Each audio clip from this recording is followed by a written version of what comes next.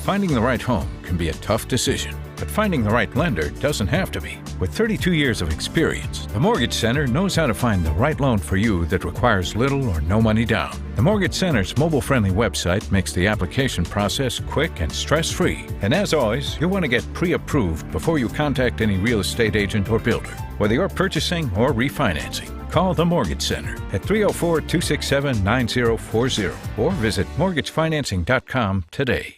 The Palace Lounge in Martinsburg has a brand new list of daily specials. Monday, stop on in for burger night or enjoy a nice juicy steak every Tuesday and Wednesday. The Palace Lounge also offers freshly steamed shrimp Thursdays and chef specials every Friday and Saturday. Sunday is all-day breakfast and there are drink specials daily too. So come enjoy the Palace Lounge. You can find them on Facebook or call 304-267-7520. The Palace Lounge is located at 1350 Edwin Miller Boulevard.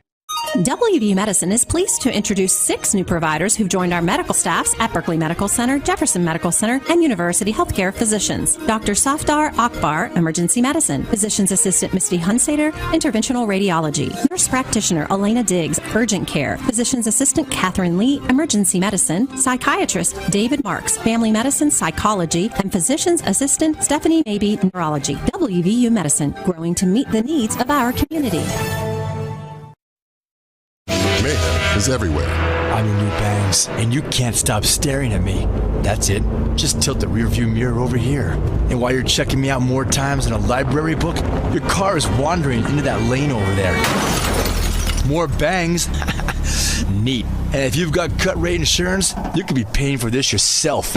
So get Allstate. Call Martinsburg Allstate agent Gary Kelly today at 304-263-4596.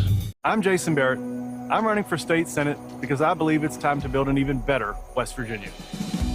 That starts with a less burdensome tax policy, reliable internet service, a strong education system, and a robust tourism industry. I believe this building starts right here in Jefferson and Berkeley counties. I ask for your support and your vote in the May 10th Republican primary. Paid for by friends of Jason Barrett. Are you considering selling your home and don't know where to start? Then call Chris Ross and the Milestone Real Estate Group at Keller Williams. A Martinsburg High School graduate, Chris knows the local market and he's proven it as #1 real estate team in West Virginia in 2019. Phone Milestone Real Estate Group at Keller Williams at 304-579-7349 or go to callchrisross.com. Let's celebrate your real estate milestone together. The following is a special sports broadcast presentation of Talk Radio WRNR Martinsburg. Play ball! It's time for the fun and excitement of West Virginia high school baseball. Today's game is being brought to you by Bechtel Jewelers, the Brown Funeral Homes and Cremations, CMA Honda of Winchester, Hagerstown Ford, the Mansion Ferretti Law Firm, the Mountaineer Grill and Pub, the Mirius Group of Financial Advisors, Orsini's Home Store, Modern Realty Results, Kent Parsons Ford of Martinsburg, and the Skinner Law Firm. And now for the pregame show. Let's go out to the field and join our Talk Radio WRNR broadcast team.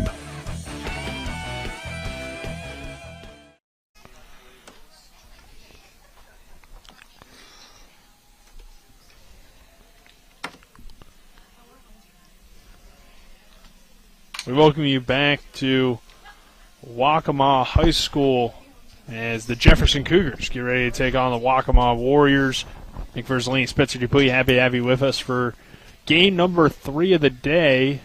Game 2 for both of these teams. We saw Waccamaw in action last night against Washington. A crazy game that ends up a Washington victory 2-1. Jefferson, we saw their game yesterday, but we didn't get a chance to broadcast it. It was a 3-1 loss to team that we just saw. The team we just saw, Bishop O'Connell. And so both these teams coming off of low-scoring losses, Spencer, and the offense will be important for these teams to get going today in another big Mingo Bay battle. Yeah, definitely. And I think for Jefferson, I talked to Daquan Shipe last night. He was sticking around to watch the Washington game, and I asked him if he was pitching because he made a joke about how he's fresh and ready to go. And he said he's not pitching tonight. He's going Thursday. Tonight is Jarrett Day, so they got Day on the mound tonight. So they got a pretty good pitcher, and then you got some solid offense there. You got Wobnitz, you got Roberts, you got obviously Griffin Horowitz. So obviously for Jefferson, they just need to get things going offensively. Cy Body will get the ball for Waccamaw tonight. Yeah, the Cougars, and they have the offense, obviously, sitting at 18-2 on the season. If they're able to get guys on base and get, well, really just guys on base, because they have a ton of speed on this team that are able to take second and third relatively easily. Now, obviously, this tournament they might see some better quality catching than some of the teams they played this year, but they have a ton of speed on the base paths, and it is a speed-heavy lineup today for the Cougars. Daquan Shipe in the lineup, Sam Wobnitz obviously with his speed, Horowitz has decent speeds, and Fuegos, Connor Bailey, even though he's a catcher and has really embraced that role as of late as a catcher for this team due to Cornwine being out. He's really taken over as the catcher. Hefner's playing the field now, and Bailey has a ton of speed for the catcher. So if they're able to get guys on base, they can easily take second and third with the speed in this lineup, Spencer. Yeah, they definitely can, and I think it will kind of just get back to basics tonight when it comes to hitting and the offensive side of things. As you can see right there on the camera, if you're watching on TV 10, you got Martinsburg coach Buzzy Jackson out there talking to Sammy Roberts and one of the assistants there for Jefferson. So obviously gotten some cross EPAC, not rivalry, but it's not a rivalry. They're just kind of giving them, just talking before the game. It's always cool to see that. And last night we saw Luke Alford throw a gem on the mound for Waccamaw High School against Washington.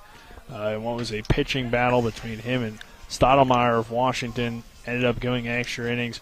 Alford obviously not on the mound tonight for this Waccamaw team, but they clearly have some solid pieces. Conan had a couple of nice hits. Alford had some nice hits. Body, who will be on the mound, he's a solid hitter in the 4-hole. And Spencer, you were on camera for that game, but what do you think Waccamaw could do today to cause Jefferson some issues? I think that they had pretty good pitching last night. Obviously, I mean, you go into 10 innings last night. I think obviously you're going to see a different pitcher, but if they're pitching, if their next pitcher is even close to how good their pitcher was last night, I think it's going to be a great game on the mound for both teams. It might be another pitcher's duel. It definitely could be. So let's take our first 3-minute break. On the other side of that break, we'll hear from head coach of the Jefferson Cougars, John Lowry Sr. This is West Virginia High School Baseball on Talk Radio WRNR and TV 10. Hi, I'm Valerie Ledford. I work in a West Virginia school and understand the real issues our students and staff face. I will advocate for what is right and necessary. Look at where our strengths and weaknesses are and focus on the morale of staff members. Consider me the game changer. Please vote Valerie Ledford for Berkeley County Board of Education. A vote for Valerie is a vote to move Berkeley County forward. Paid for by candidate. A Honda is more than just a vehicle. It's a gateway to spring adventure. Start your adventures with Honda, the brand owners are calling the most fun to drive. For a limited time, well-qualified buyers can get a 0.9% APR on a 2022 Honda Pilot and a 1.9% APR on a 2022 Ridgeline, CR-V, or Passport. New vehicles are arriving daily at a local Honda dealer. CMA's Honda of Winchester, 3985 Valley Pike. CMA, moving lives forward. See dealer for financing details. 2021 ACSI survey of customers rating the performance of their own automobiles. Hi, this is Elaine Mock. I am proud to have served as your county clerk. We are excited to have moved the clerk's office into the 21st century. If you elect me, Elaine Mock, to serve, I will continue verifying, indexing, and cross-referencing documents so we can digitize and preserve them for the future. I am an experienced historian. I have 31 years experience teaching locally. I have 11 years serving on the Berkeley County Council. I am the perfect person for this job. Please vote Elaine Mock for Berkeley County Clerk. Paid for by Mock for the clerk.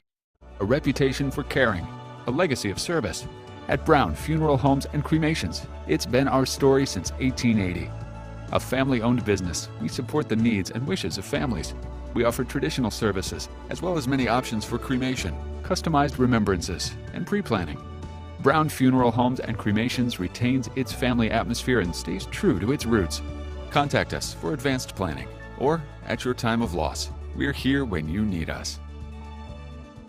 Heffley Motor Company, just off I-81 at 993 Hedgesville Road, is a family-owned and operated business providing the Eastern Panhandle with the highest quality pre-owned vehicles and customer service since 1997. Heffley is a pre-owned Carfax Advantage dealer. We're proud to be your partner, serving the community. You're local, we're local, so why not buy local? Call us at 304-267-7172 or see us at 993 Hedgesville Road. And if you want to sell your car, we buy cars too. Check us out at Heffley.com. Heffley Motor Company, a nice place to do business. Insurance companies like to play games. They say they're on your side, but they aren't. We have a team that can handle any curveball they throw. At Burke, Schultz, Harmon, and Jenkinson, you get a dedicated lawyer, and every case gets a team effort. So you get nearly 150 combined years of experience going to bat for you. And we like to win. Join the team that takes your personal injury case seriously. Burke, Schultz, Harmon, and Jenkinson. We play hardball. We welcome you back to Warrior Field at Waccamaw High School. Nick Verzley and Spencer Dupuis here on the Cody's Body Shop countdown to first pitch. Cody's Body Shop located at 851 Wilson Street in Martinsburg, where you get the work done right the first time. Call 304-901-4777 or visit their Facebook page.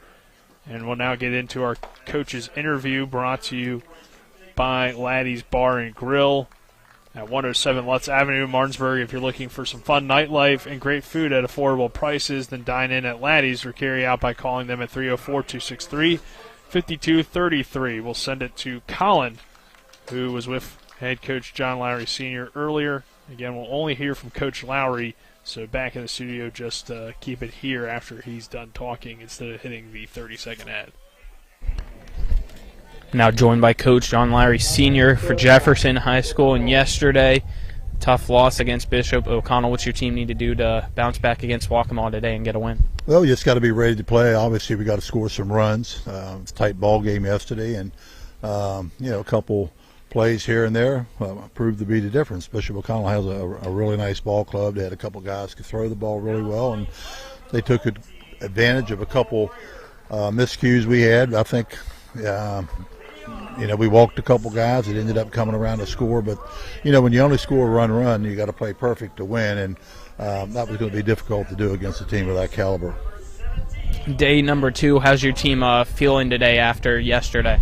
Well, baseball's baseball. You got to be able to come back and play the next day. I had a player one time back, this has been years ago, who had the good fortune to have the opportunity to play minor league ball for a number of years, and I asked him, I said, what do you learn and as you travel and playing professionally? He says, well, if you go 0 for 4 today, you get ready to play tomorrow. So, that's our mindset. Things go well one day, and that's just the nature of baseball. It's just, there's such a random nature to baseball that you just, you got to be ready to react, whatever the situation might be, and be ready to play. It's an everyday game. Since we're down here at Myrtle Beach, anything that you have planned here for your team other than playing here this week? No, actually, we've split the squad. We have our B team. They're playing up at the Ripken Center right now, and we have 2 more games scheduled there in addition to our games that we're playing, with our varsity team. So we're doing that to, get everybody involved and hopefully, give the younger players a chance to develop. Plus, we have a group that's back home playing in a JV tournament. So, it's a busy week for our program. We like to play. And I think the kids are excited about playing. I know they're enjoying the place that they stay. They stay at the Ocean Lakes Campground Resort, and there's a variety of activities they do there, and they're with their family. So it's just a good time. All right, anything else, Coach? No, just great weather, and looking forward to getting back out there today. All right, thank you. Good luck tonight. You're quite welcome. Thank you. So that was head coach of the Jefferson Cougars, John Lowry Sr. Let's take our final minute break here on the pregame show. When we return, we'll have first pitch.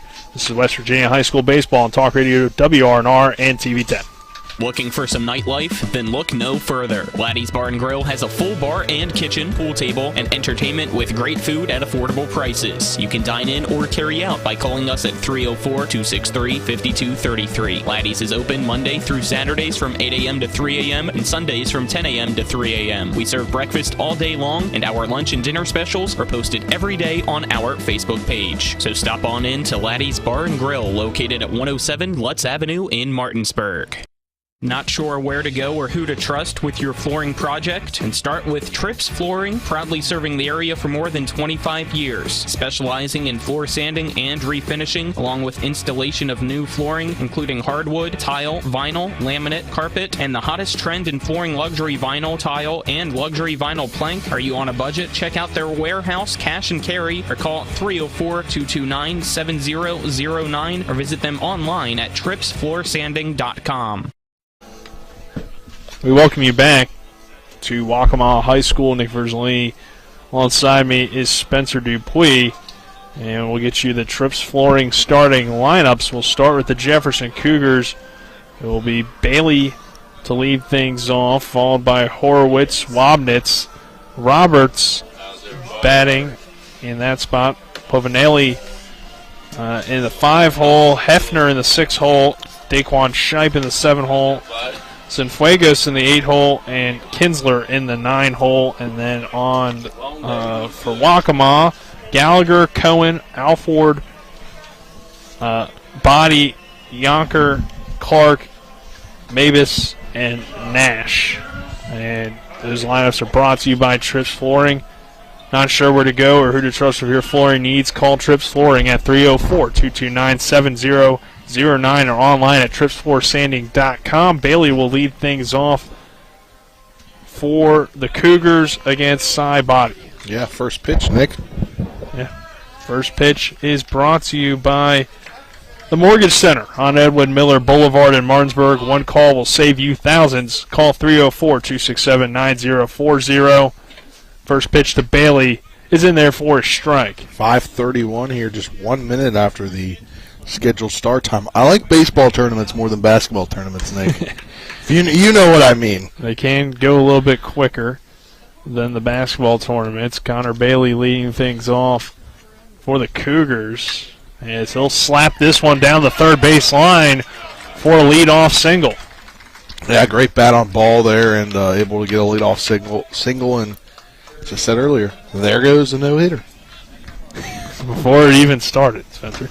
But the Cougars in the, I guess we'll call it gold uniforms, kind of grayish gold, light with gold. The maroon number, yeah, maroon numbers, and the white outlines, white pants, and maroon stripe down the side. Waccamaw in the gray uniforms with the black and red numbers and letters, black hat, red bill. And the first pitch into Griffin Horowitz is in there for a called strike. Horowitz batting in the 2-hole for the Cougars. Obviously a guy that can do damage here with one runner on. Next pitch to Horowitz is high and inside for ball 1. 1-1 count. Bailey standing on first base. Horowitz at the plate. Wobnitz on the on-deck circle. Body on the mound for the Warriors. He delivers the pitch at the knees for strike number 2. Yeah, catches the zone there, and good for him for getting ahead in the count now with the count at 1-2 after giving up a leadoff single. Horowitz, a dangerous hitter at the plate for the Cougars. It's gone deep several times this season. And a 1-2 count.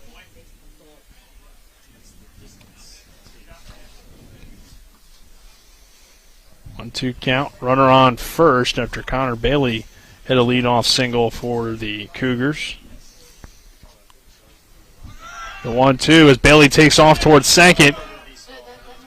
Horowitz strikes out swinging. It was a drop third strike, but with the base being occupied during the at-bat, he will not be able to advance. But the runner does go down to second, so Sam Wobnitz coming to the plate of a runner in scoring position for the Jefferson Cougars.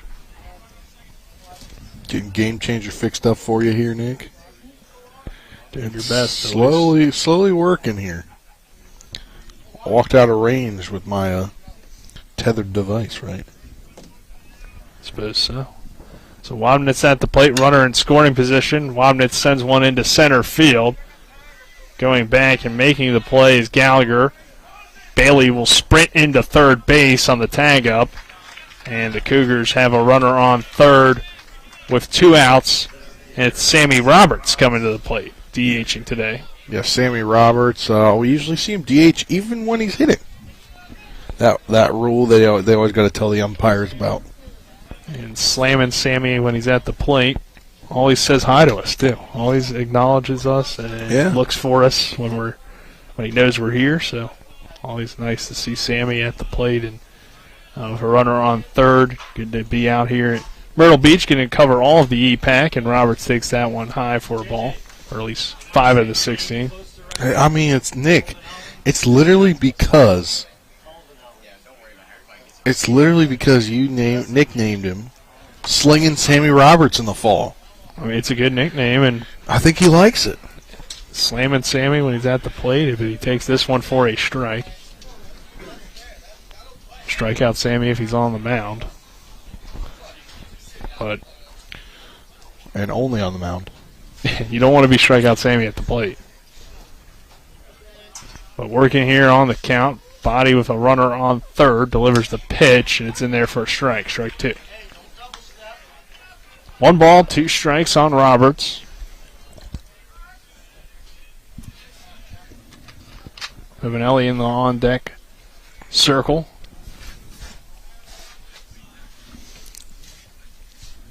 Here's the pitch to Roberts. Hit down the third baseline. Throw from third is in time for out number 3 as Conan makes the throw over to first. And the Cougars strand 1 will head to the bottom of the first inning. No score between Jefferson and Waccamaw.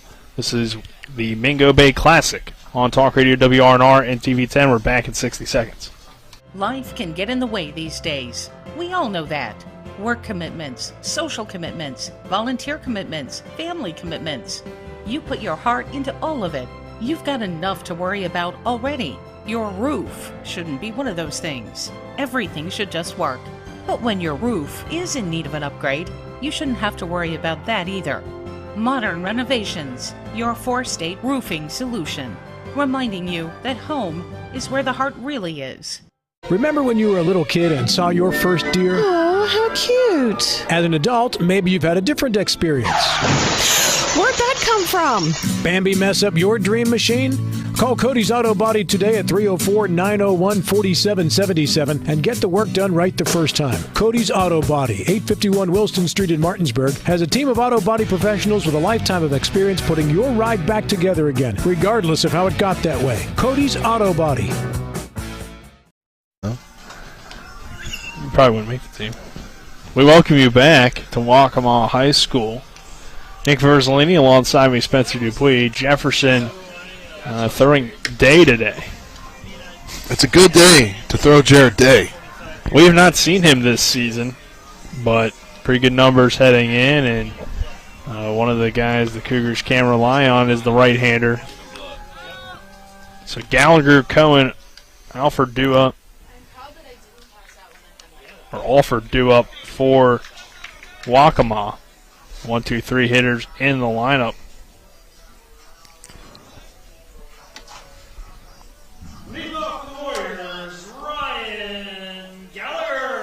Gallagher, the center fielder, will lead things off. Good speed for the center fielder. Saw that a little bit in last night's game against Washington. Cohen also was able to ground out inside infield single. So 2 guys at the top with pretty good speed.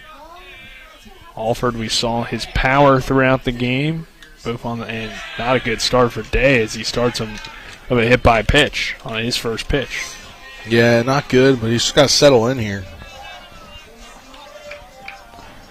So already a lead runner on, and like I said, Gallagher good speed on the base pass, and now Cohen coming to the plate.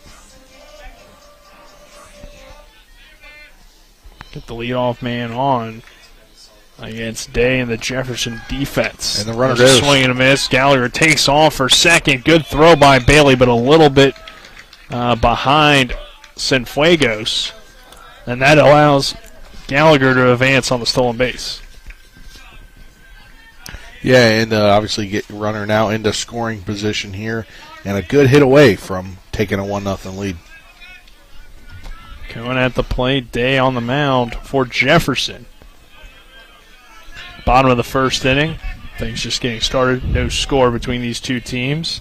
Day looks back on the runner. Kick, steals, delivers, and gets a swing and a foul tip into the glove for strike number 2.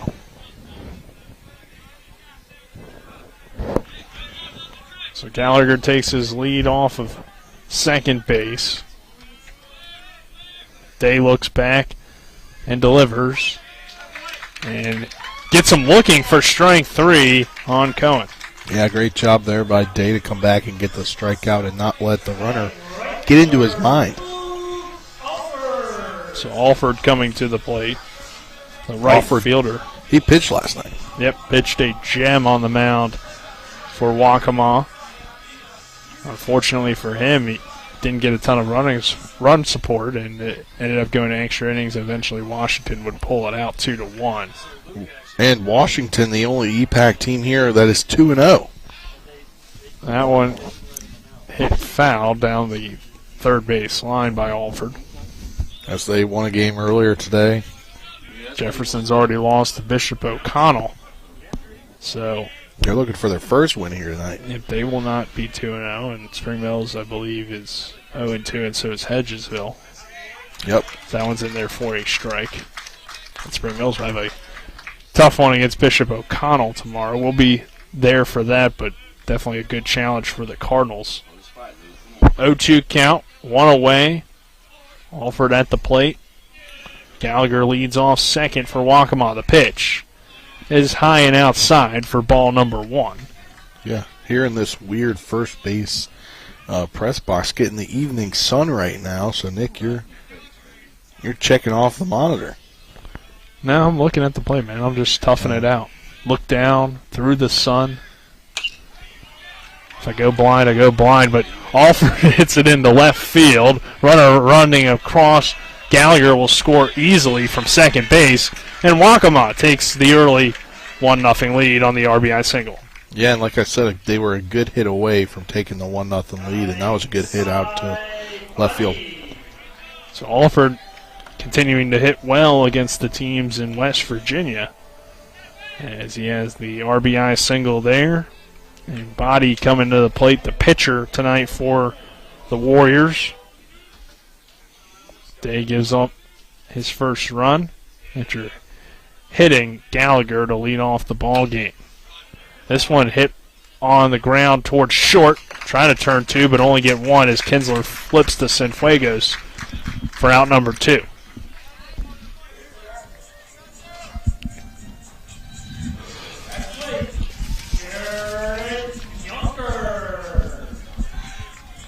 So Yonker coming to the plate.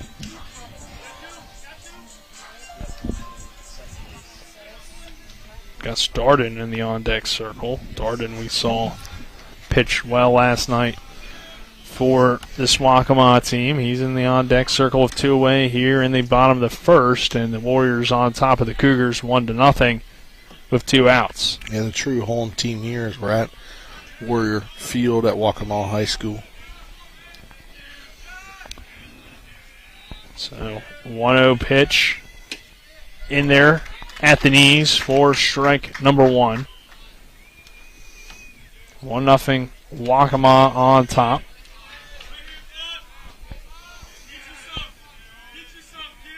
The next pitch, hit on the ground toward first. Pavanelli will step on the bag for out number 3. But Waccamaw gets across 1 after the leadoff hit by a pitch, and Alford drives in the run to make it 1-0 Warriors at the end of the first inning. We're back in 60 seconds with more West Virginia High School baseball on Talk Radio, WRNR, and TV 10. It's time to play Trump or Consequences. Ready, Jill? Yep. Thinking about Alex Mooney and David McKinley in the race for Congress, who did President Donald Trump call strong for our military and a champion for veterans? Alex Mooney. Gotta be. Mooney knows freedom ain't free. Right, Jill. Next, who did Trump endorse for Congress? Alex Mooney. I know Trump backs Mooney. Correct. Mooney has Trump's complete and total endorsement. Last question. Who broke with Republicans and voted for Joe Biden's spending spree that's driving up inflation? Who did that? David McKinley. So why would a Republican back him? Good question. Because if you stand with Trump, Alex Mooney is the right answer for Congress. Paid for by Club for Growth Action. ClubForGrowthAction.org and not authorized by any candidate or candidates committee. Club for Growth Action is responsible for the content of this advertising. We welcome you back to Waccamaw High School at Warrior Field. Warriors 1, Cougars nothing. To begin this top of the second inning, it'll be Pavanelli followed by Hefner and Shipe. The 5, 6, 7 hitters due up for the Jefferson Cougars. Shipe, who will pitch tomorrow for the Cougars. They're playing right field today. Body on the mound.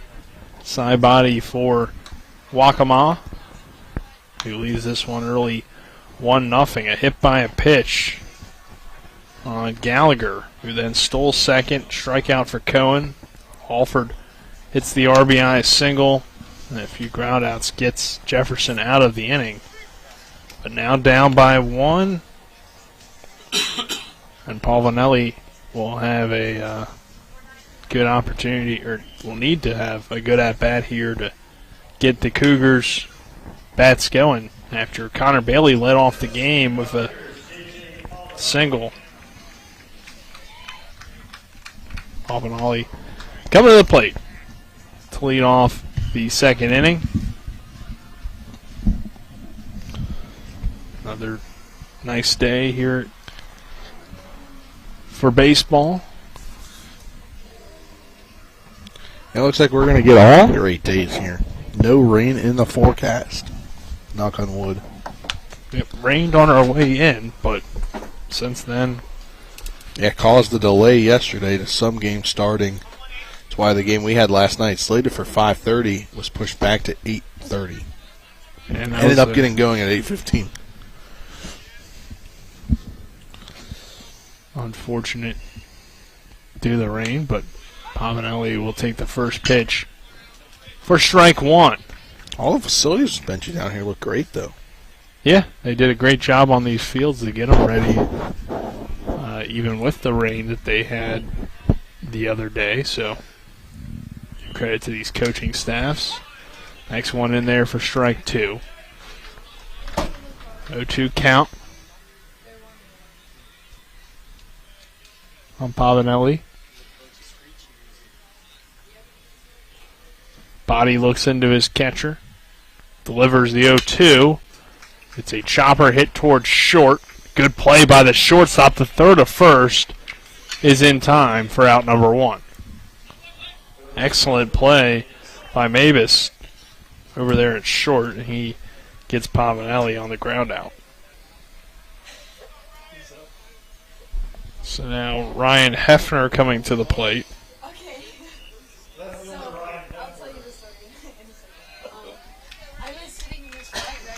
Hefner, the left fielder today, wearing number 4 for the Cougars. Daquan Shipe in the on-deck circle.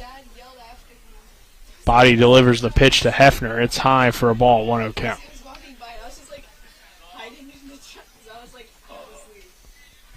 Ryan Hefner. His first at-bat of the afternoon. 1-0 Waccamaw here. Second inning, Hefner sends a shot into left center field. That will get down for a 1-out single. And Daquan Shipe now has a runner on when he comes to the plate. Yeah, and great piece of hitting there into left center field. Get the Cougars going today. So Shipe will come to the plate. Cougars have a runner on first. Cienfuegos moves to the on-deck circle. Shipe, the right fielder, as you mentioned, Spencer, he'll pitch tomorrow, but today focused on the bat and the field. Body looks in, delivers the pitch, and it'll be taken for strike one. So second hit of the day goes to Hefner. Bailey had the leadoff hit to begin the ball game for Jefferson. 1-0 deficit, though, for the Cougars, trailing the Warriors here in the top of the second inning. Next pitch to Shipe, high for ball one. One ball, one strike. And if you're the Cougars, all you need to do is just keep getting base runners. Somebody's bound to hit somewhere in a gap that brings one guy home today. Only were able to get one run in that loss to Bishop O'Connell. So Jefferson looking to bounce back, and Shipe lifts this ball into left center. That gets through to the gap. That might be deep enough to score. Hefner, he is on his horse, rounding third, and Hefner is going to stand up with the RBI double from Daquan Shipe.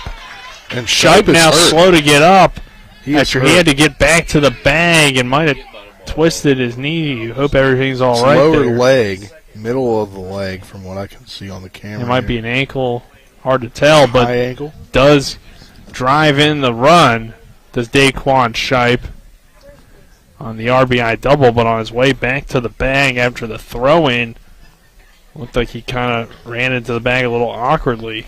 If he can walk it off, I think they're going to leave him in, but if he can, obviously they want to take him out because they got tomorrow. Yeah, they're hoping to have him pitch tomorrow, and Shipe does appear to be okay. Take the shoe off, maybe get some dirt out of it.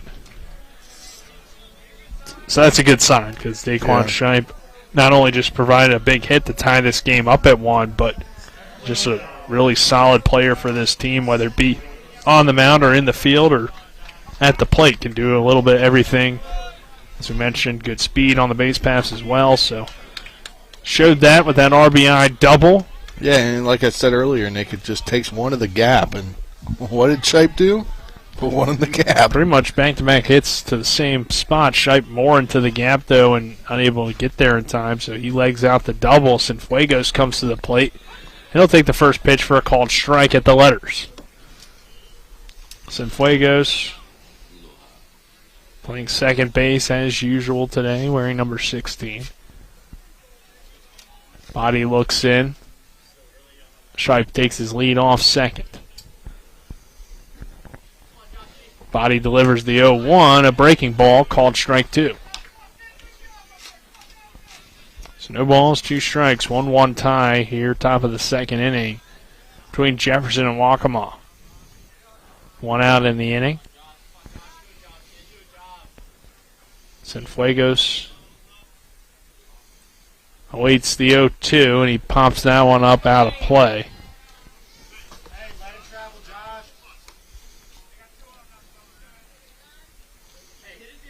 Kinsler due up for the Cougars. 1 out in the inning. 1-1 ball game. Top of the second, game 3.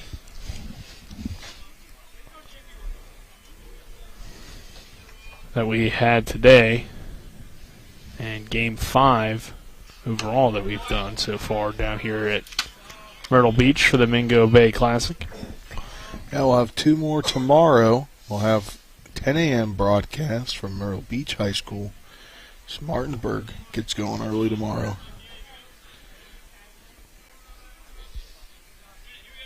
That is against the team we saw today, right? Swing and a miss. McClancy, yes. Miss, McClancy. And I think they've gotten... They must have a 10 a.m. request in. They have a 10 a.m. requested at Myrtle Beach every day this week. I mean, that's at least how it appears as Cienfuegos strikes out. I do believe they played yesterday. They were supposed to, so they didn't play until like 11. Yeah, which honestly, I mean, that's not too bad. You get the 10 a.m. game in, rest of the day you have to relax and have some fun with your teammates at the beach coming from Queens, New York. Yep, long trip down, so I don't know if they're playing all the games or what, but if they're only playing 4 games, it probably helps if they want to go back. Yeah. Shipe takes his lead off second base, 2 away now. Kinsler at the plate, and he'll take the first pitch high for a ball. 1-0 count after Cienfuegos goes down on the strikeout. Top of the second inning, 1-1 ball game with 2 outs. And Shipe standing on second for the Jefferson Cougars. The 1-0 pitch to Kinsler is a big swing and a miss for strike number 1. So 1-1 count now on Kinsler, 2 away. Jefferson losing game 1 to Bishop O'Connell, 3-1. Waccamaw losing game 1 to Washington, 2-1. So this pitch is high for a ball. If you can hear in the background, I believe the national anthem going on for another game here at Waccamaw High School. Might be lacrosse. I think that's what they had going on yesterday. 2-1 count, 2 outs, 1-1 ball game. The pitch to Kinsler. It's fouled away. And you heard from Coach John Lowry Sr. that his JV team is down here playing a tournament. No, his varsity B team. I figured he just meant JV. No, JV is back at home. They're doing an EPAC tournament this week. Gotcha. So what is a varsity B team? Well, they have a ton of players on their roster. Fair enough. I mean, we looked at their roster, and their roster goes to the other side if you put it off Max Preps. Okay. I never really heard of that before, though, so I just figured you meant like the JV team. But that one fouled away. Hit into our camera a little bit. Didn't hit it, but it moved the fence near it. 1-1 ball game, 2-2. I mean, that's part of the reason why Jefferson has had so much success is they make sure all their guys on their team get a lot of playing time. It's almost like a farm system. Yeah, whether it be at the JV or the varsity level and even the varsity B. So kind of the guys that maybe see a little bit of time on varsity, but not enough to... Yeah, I mean, your whole JV team at that point could be made up of freshmen. Yeah. Potentially 8th graders, too. If that's possible in West Virginia.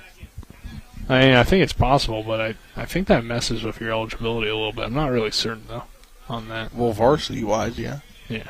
I don't know. Anyway, 3 balls, 2 strikes, 2 outs. 1-1 ball game, top of the second inning. Kinsler at the plate battling with Shipe standing on second base. Body looks back, delivers, sends that one down the third base line to Kinsler, but it's just foul. Keeps fighting, though, to keep this at-bat alive. This is a great at-bat from your number 9 hitter. Body has already thrown now 30 pitches. Yeah, and if you get the turnover of the lineup, either way, you're going to either get out, you start the next inning, turn over your lineup, or you've got 2 on and you're turned over the lineup. Yeah, for Connor Bailey, who led off the game with a leadoff single. So Shipe takes the lead off second. 3-2 count, 2 outs. The pitch to Kinsler. Hit on the ground toward third. Good throw from Cohen, and he gets him at first for out number 3. We'll head to the bottom of the second. Jefferson 1, Waccamaw 1. This is the Mingo Bay Classic on Talk Radio WRNR and TV 10. Not sure where to go or who to trust with your flooring project? And start with Trips Flooring, proudly serving the area for more than 25 years, specializing in floor sanding and refinishing, along with installation of new flooring, including hardwood, tile, vinyl, laminate, carpet, and the hottest trend in flooring, luxury vinyl, tile, and luxury vinyl plank. Are you on a budget? Check out their warehouse, cash and carry, or call 304-229-7009, or visit them online at tripsfloorsanding.com. Hi, I'm Sally Hardy. I am asking you to re-elect John Hardy to the West Virginia House. John is my husband of 24 years and an amazing dad to our daughters. I am proud of this hardworking man who runs a successful business, gives back to the community, and is our valuable delegate. John Hardy is a man of values with a heart of service, and he cares about moving West Virginia forward. Re-elect my husband, John Hardy. Visit Delegate John Hardy on Facebook. Paid for by candidate. He's just laughing. We welcome you back to Waccamaw High School. Tied ball game at 1. Warriors coming to the plate. Day back on the mound for the bottom of the second inning. And Spencer starting the game off with the hit by a pitch, but then got a fly out and a pair of ground outs to end the inning. All right, I'm sorry, I was looking at the Martinsburg box score, excuse me. Hit by pitch, then got the strikeout, the single on the RBI, and then 2 ground outs. Wait, how are you looking at you mean Jefferson box score? You know what I mean. No, I didn't. Martinsburg, Jefferson. They were just playing. You got me confused. I thought you were flipping back to They're all in the state of West Virginia. But Darden to lead things off, so see what he can do, the first baseman, Gus Darden. Leading things off, Day on the mound, Darden, Clark, Mavis due up for the Warriors. Day delivers this pitch low for ball 1. 1-0 count on Darden. It looks like their B team may actually be here now. Well, it seems like there's a lot more coaches in the dugout than there was initially. Could be true as Day delivers the next pitch. That one hit off the end of the bat. Day fields his position well and flips the first for out number 1. Yeah, if you field your position well like that, you can get outs. So I'll bring Clark to the plate. The catcher, Tim Clark. To me, Tim Clark rings as like an umpire name. I don't know why. Maybe that's a future for him. Doubt it. 1 out in the inning, and there's one fouled away by Clark. I don't know. For some reason yesterday when I heard Tim Clark in my head, I'm like, Tim Clark behind the plate. Well, he is. He's the catcher. Yeah. So, you could already say that, Spencer. Yeah, I mean, it's true. The 0-1 pitch. Taken for a ball. 1 ball, 1 strike on Clark. Day with 15 pitches thrown early on. Next pitch is low for ball 2. 2-1 count on Clark. Following him will be Mavis. We were just thinking the same thing. Just a moment ahead of him. 2 balls, 1 strike, 1 away. 1-1 ball game between Jefferson and Waccamaw. And that one swung on and missed for strike 2. 2 balls, 2 strikes. Yeah, I think he wanted to put that one beyond the fence. See, I don't see why we don't bunt. It's a 2-2, 1 out. Behind third base over there. He couldn't get the ball if he wanted to. First base is way over here. Day will step off the mound.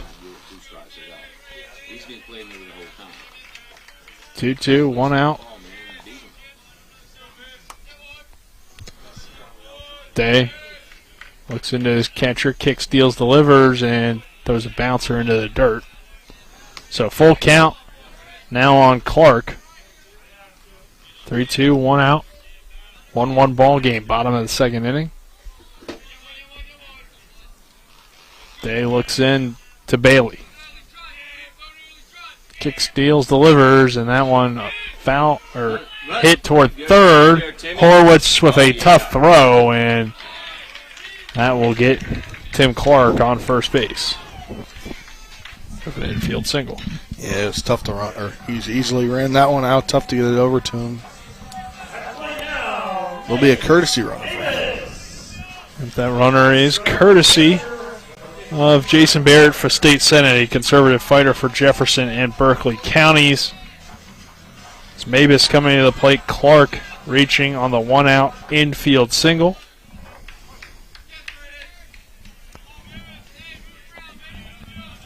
Mabus now to the plate. And he takes a swing and a miss on pitch number 1. To go down, no balls and 1 strike. Bottom of the second inning. Tied ball game at 1. Next pitch to Mabus. Lined into right center field, and running and getting there is Daquan Shipe. Throw back to first is a little high. Or Pavanelli could have probably got a tag. So there are now 2 outs. Great play by Shipe on the run. And that will bring the top of the order, or I'm sorry, Nash, the number 9 hitter, to the plate. Second baseman hitting in the 9-hole spot.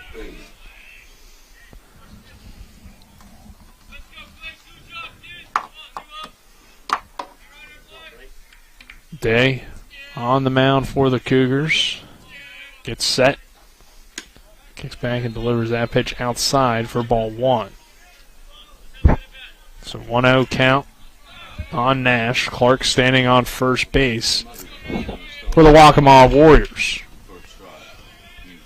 1-0, 2 outs. The next pitch misses a little bit outside for ball 2. After a day here, all you need to do is, get that one guy out, and you're out of the inning. 2-0 count with 2 away. Day delivers. That time he hits the zone at the knees for strike 1. 2 balls, 1 strike. Clark on first base for the Waccamaw Warriors. Bottom of the second inning. Next pitch. It's hit on the ground towards second. Cienfuegos comes up, fires to first for out number 3. So the Warriors strand 1. We'll head to the 3rd inning. Jefferson 1, Waccamaw 1. This is West Virginia High School Baseball on Talk Radio WRNR and TV 10. With 4 new car dealerships and 4 used car dealerships in 3 states, Parsons is the largest used car and fastest growing new car dealer in the tri-state area. Take Parsons Ford with huge savings on hundreds of new Fords, financing from 0%. Parsons' goal of financing for all. And Parsons' famous above market trade-in allowances that help make Parsons #1 for used cars too. See why so many won't buy anywhere but Parsons Ford in Martinsburg. We became #1 by making you #1 first. Parsons. Hi, this is Rob Mario. Larry DeMarco, broker of Modern Realty Results, believes he has some of the best real estate agents in the Eastern Panhandle. Agents at Modern Realty Results have years of experience and knowledge of the local real estate market. Agents within the office work as a team to provide quality customer service. We strive to always ensure client satisfaction through handling every transaction with honesty and integrity, all while offering competitive rates. Modern Realty Results is veteran-owned and managed. Please call 304-262-4222, modernrealtyresults.com. Oh, yeah, that's a little better.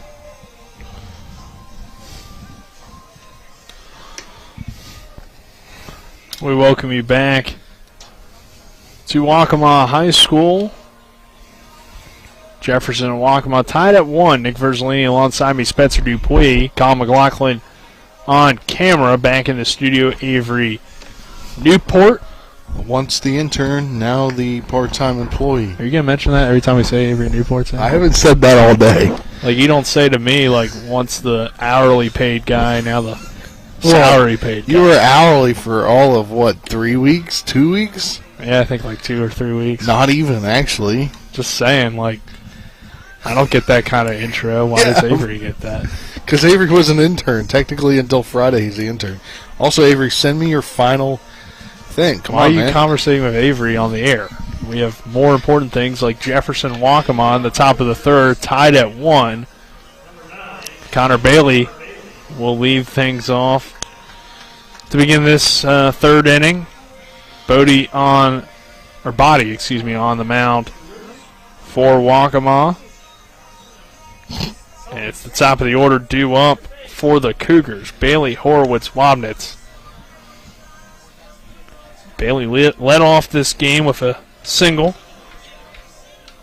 off of Body. Body has worked pretty hard through the first 2 innings, 32 pitches.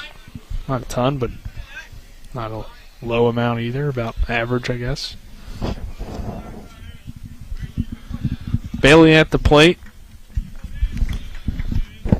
and awaits the first pitch of this third inning. And pitch number 33 of the game is popped up into center field, right center, and making the play on the run is Alford for out number 1.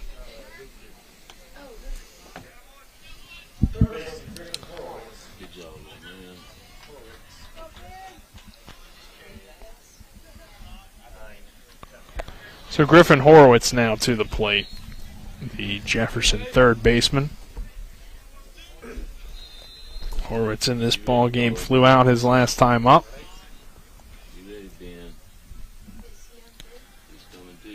Pitch from Body. Horowitz fouls that one away.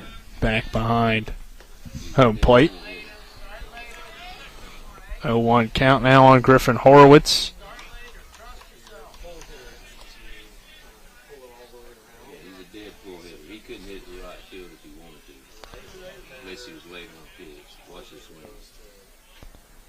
Next pitch to Horowitz on 0-1.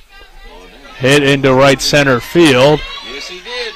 And he gets down for a base hit. Having trouble with it is Gallagher. Gallagher's throwing to second, not in time, and Griffin Horowitz slides in with a one-out double. Yeah, and Horowitz, we know he's got power. Sam Wabnitz now coming to the plate. And Horowitz, the Army commit. He'll be headed up to West Point. I believe his brother, Finn, is up at West Point as well. Is his brother Finn, or do they just call him Finn because he's Griffin? No, you're right. I thought so.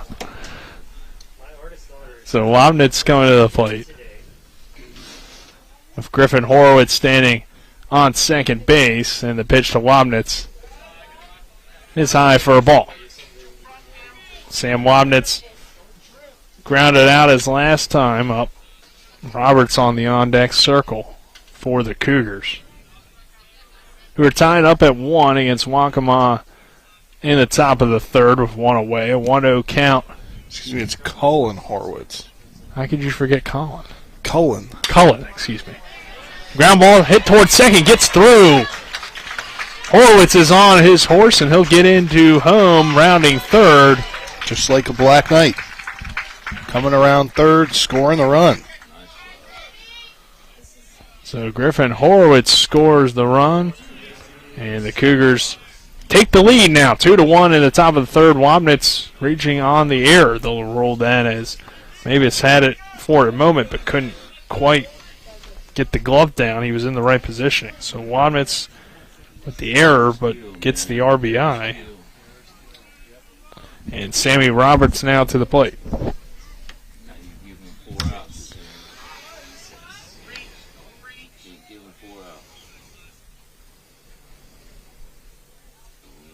So Roberts 0 for 1 in the ball game. He grounded out his last time up. Body delivers this pitch, and Roberts hits it towards short. Again, Mavis has issues with it, and Wabnitz was staying on first because he thought that was going to be a line out. So they'll get him at second base, and on the fielder's choice, Roberts reaches first safely. Polvinelli coming to the plate. Cullen went by Bear, thanks to Matt Crawford for sending me that text. Goes by, I guess, up there at Army as well. So Sammy Roberts on first base. Polvinelli at the plate for the Cougars. 2-1 Jefferson lead over Waccamaw, and that pitch is low for ball one. Body working on the mound for the Warriors. 0-1 count. 2 outs. The next pitch on the ground again toward the shortstop, Mabus, who flips to second to Nash, route number 3. And we're headed to the bottom of the third inning. Jefferson 2, Waccamaw 1. This is West Virginia High School Baseball on Talk Radio WRNR and TV 10. We're back at 60. If you're in an accident, the first thing that you have to do is call 911. You have to get medical care immediately. The next thing you need to do is call us. When you hire us at the Skinner Law Firm, what we do is we are going to investigate your case and we're going to lay out the options that you have, all at no cost to you. We will use all of our resources and all of our experience to get you what you deserve. The Skinner Law Firm, SkinnerFirm.com. I'm Jason Barrett. I'm running for state senate because I believe it's time to build an even better West Virginia. That starts with a less burdensome tax policy, reliable internet service, a strong education system, and a robust tourism industry. I believe this building starts right here in Jefferson and Berkeley counties.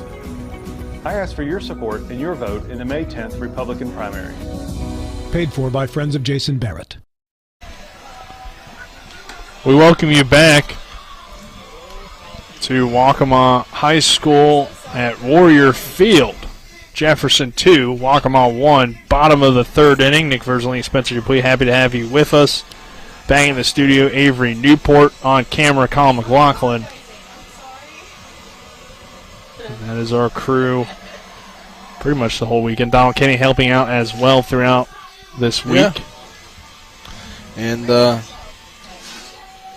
guess he had a good post-game scoreboard show, but I don't think he was ever taught that he had to push in a button. I mean, it's possible. I definitely showed him it, but it's possible that he might have forgotten. But I won't blame Donald. I was messing with you. I appreciate you. Appreciate the messing. Gotta keep things light. Well, Jefferson 2-1 lead, bottom of the third inning. Gallagher, the leadoff hitter to lead off this third for the Warriors, will be Gallagher, Cohen, and Alford.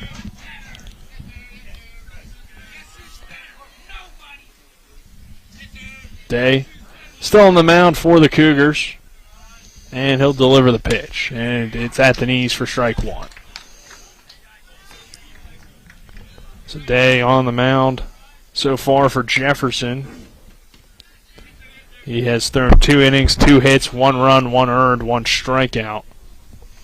And that pitch is a little low for ball 1. 1 ball, 1 strike. 27 pitches for Day so far. And 18 of them have been strikes.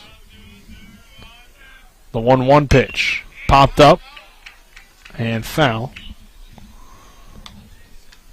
Out of play for strike 2.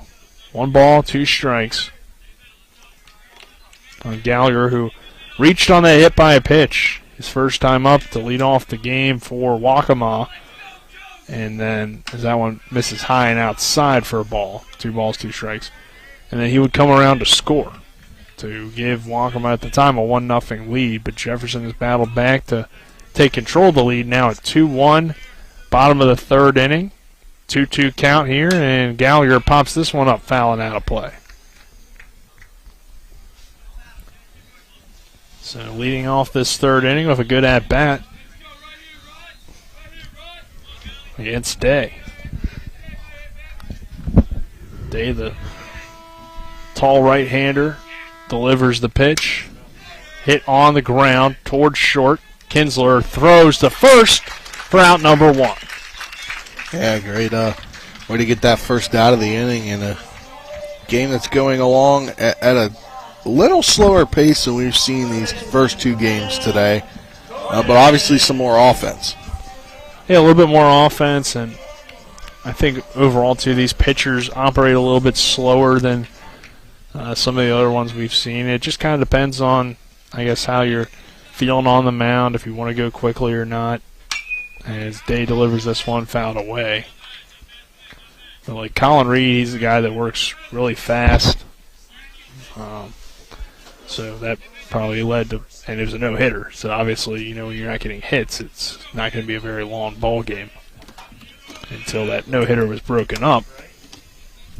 0-1 pitch, hit in the air, shallow right center. Going back was the second baseman Cienfuegos, and it's going to tip off his glove down and reach on the air. And really, I don't think Cienfuegos' ball. I think Wabnitz probably plays that a little bit cleaner since he's coming in. Cienfuegos is going back. Yeah, definitely. And I think it's kind of one of those that you kind of track off the ball and maybe think it's going to slow up and kind of come down closer to the infield than it does in the outfield. And so I think it's just kind of one of those plays that's just an iffy play, one of those, you got to make a call on it. And Luke Alford now to the plate. Throw over, not in time. They're going to rule that a single, which I can kind of see since Cienfuegos had played it and it hit off the end of his glove, but also I felt like Wabnitz could have got there. Yeah. Again, they'll rule that a single. So, pitch in there for a strike. 1 count with 1 out. In the inning, 2-1 lead for the Jefferson Cougars. Day delivering to Alford.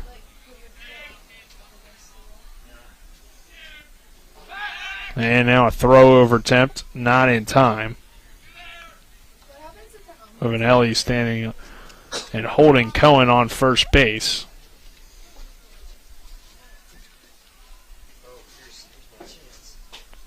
And now they'll come out and speak today with Day. Coach Lowry Sr. coming out there.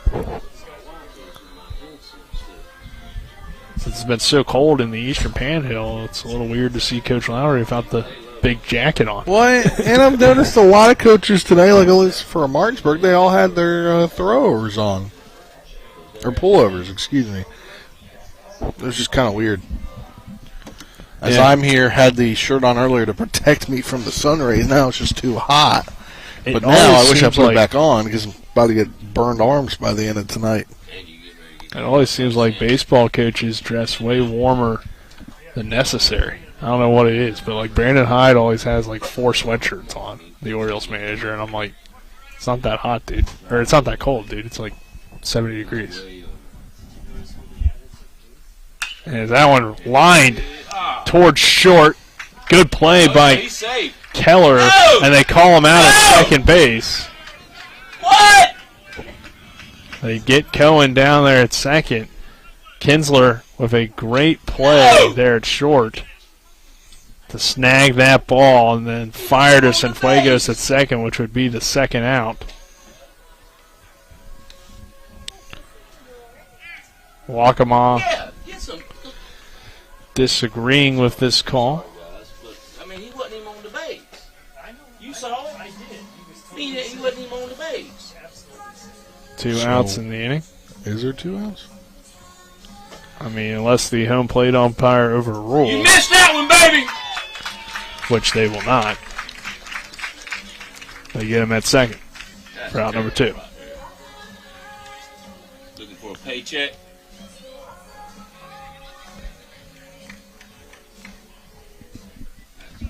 Body now coming to the plate with 2 outs in the inning. Body. 2-1 Jefferson on top of Waccamaw. Runner on first is Alford.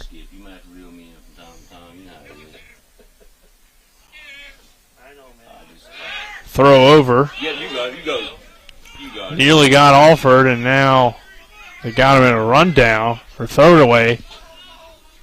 I can't see first base from my angle, so I wasn't certain what happened. But ball got away from the first baseman, Povinelli. And then Alford able to advance all the way to third on the poor throw. Yeah, 2 outs here, though, so.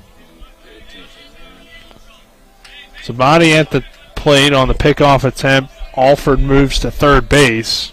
Let's go, Si. Make him 2-1, 2 outs. And a runner on third base. The pitch is outside for ball 1.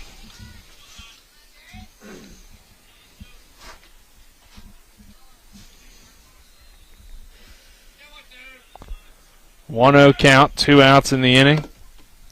Next pitch at the knees for strike 1. Yeah, now just 2 pitches away from getting out of this inning unscathed. 1-1 count, 2 away, 2-1 Jefferson on top. The next pitch is fouled away. 2 balls, 1 ball, 2 strikes. There you go. With 2 outs in the inning. Alford standing on third base. Just getting a little ahead of yourself, Nick. 1 count away from. Just misreading my count. The next pitch is in the dirt. So now 2 balls, 2 strikes, 2 away. 2-1 lead for Jefferson. Bottom of the 3rd inning between these two teams. Body at the plate, Day on the mound, now up to 40 pitches. Now step off the rubber and reset.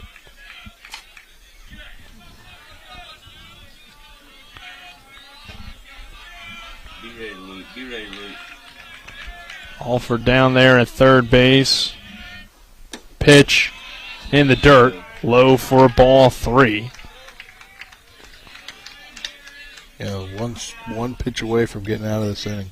Be ready right here, Luke. Be ready right here, baby. Body at the plate is 0 for 1 today. And that pitch fouled away down the third baseline. So Body working hard at the plate against Alford. Or with Alford on third against Day. Let's go, Si. Let's go, Si.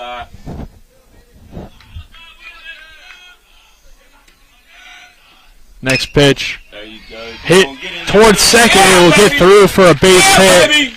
And the ball game is tied at 2.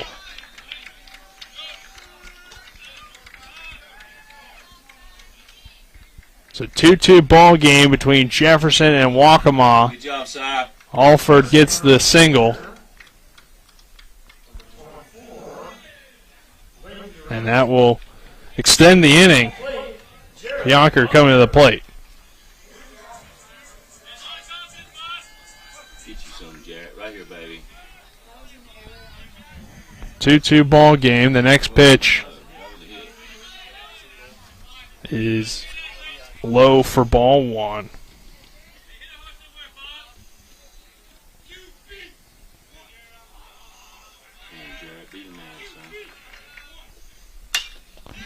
That one hit on the ground. Cienfuegos and a great cover by Day, but it goes past him at first base. Day trying to get there for the out, as it was an effort by Povinelli to make the stop, and now runners at the corners. Stay hot, Gus. Here we go, baby.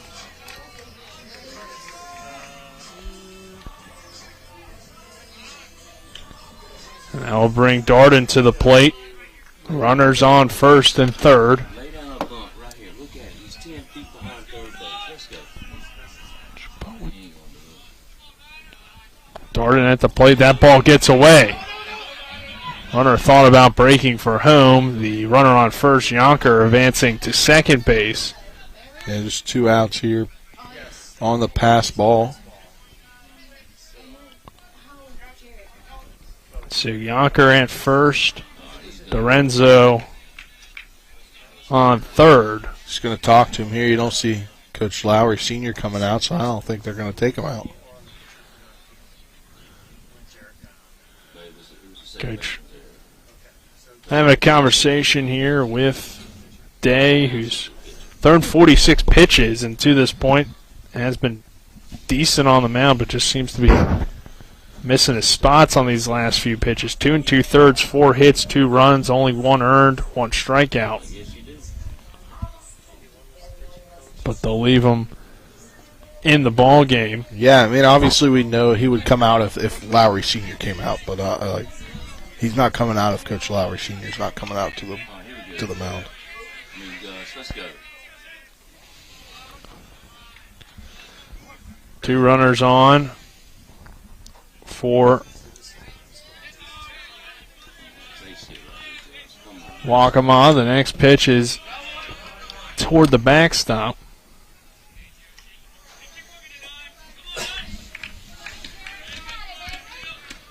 Let's go, Gus.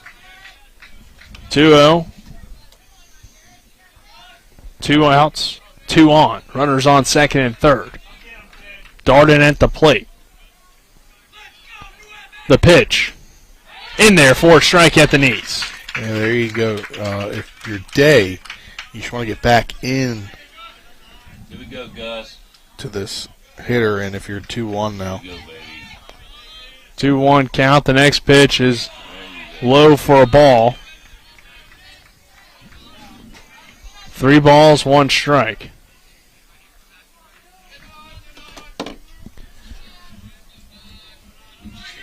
The next pitch, low for ball 4, and they get the walk. Obviously not what you want to do here, but you just need 1 pitch to get out of this inning, Nick. Yeah, Day has lost it a little bit. And I think he's coming out now. Looks like Coach Lowry coming out. And they'll take Day out.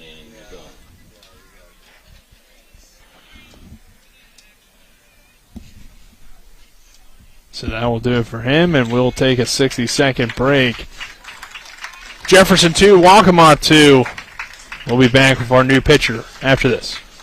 Are you considering selling your home and don't know where to start? Then call Chris Ross and the Milestone Real Estate Group at Keller Williams. A Martinsburg High School graduate, Chris knows the local market, and he's proven it as #1 real estate team in West Virginia in 2019. Phone Milestone Real Estate Group at Keller Williams at 304-579-7349 or go to callchrisross.com. Let's celebrate your real estate milestone together.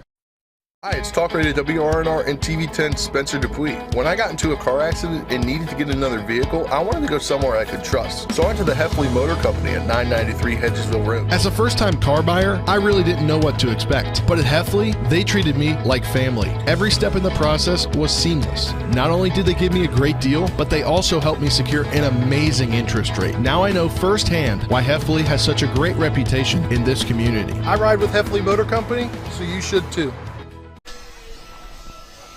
Welcome back to Myrtle Beach, South Carolina here for the Mingo Bay Classic Pitching Change. Those brought to you by Heffley Motor Company, located at 993 Hedgesville Road in Martinsburg. You're local, we're local, so why not buy local? I ride with them, so you should too. Coming in to pitch is Griffin Horowitz for the Cougars. Horowitz, as we know, kind of can get that side winding a little bit when he wants to. But now back to Nick with the play-by-play. Yeah, definitely a good reliever. Yeah, but this is a tough situation. Bases loaded, a 2-2 ball game. There are 2 outs, so it just takes 1 pitch to get out of the inning with the bases loaded, force at any base. Jefferson's had some miscues behind pitcher Day, who ends his day with 2 2/3, 4 hits, 2 runs, 1 earned, 1 walk, 1 strikeout. And bases are loaded. Clark at the plate. We'll see here what Griffin Horowitz can deliver, but certainly a quality pitcher. Does great things for this team out of the bullpen throughout the year. So when you need a big out and you need probably somebody to eat up 2 to 3 innings here, Griffin Horowitz is the right guy to do it. And I wonder if he'll end up pitching at Army. Also, looks like Sammy Roberts is coming in to play first. I see over there. Let's go, baby. And Pavanel, was he at third before, Nick? Yes. Yes, he was at third before, so Roberts has checked into the game to play first base as they take Day out of the game. So Sammy will now go to first. Pavanel will go to third for Horowitz, who was at third before. There you go. Pitch from Horowitz. Popped up in the infield. Pavanelli gets under it for out number 3. So we'll head to the top of the fourth. Jefferson 2, Waccamaw 2. It's West Virginia High School Baseball on Talk Radio WRNR and TV 10.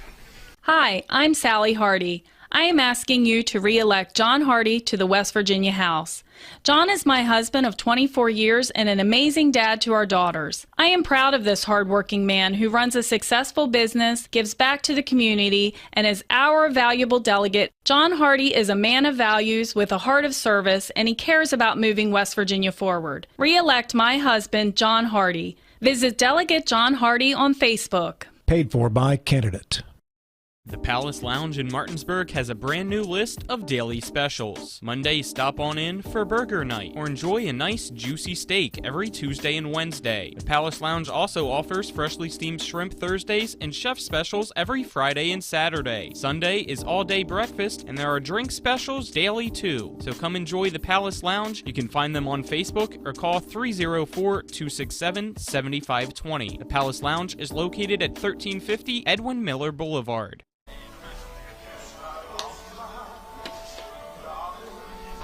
We welcome you back. 2-2 ball game, top of the fourth inning. Jefferson coming to the plate. It will be Hefner to lead things off to begin this inning.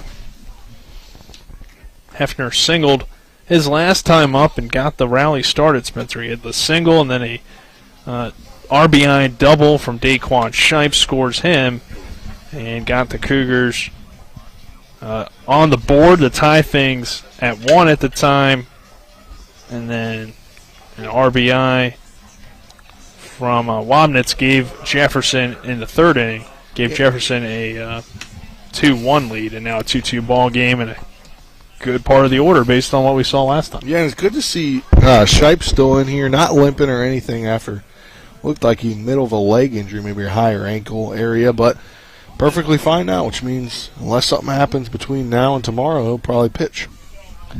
Yeah, so good to see, as you mentioned, and Hefner coming to the plate.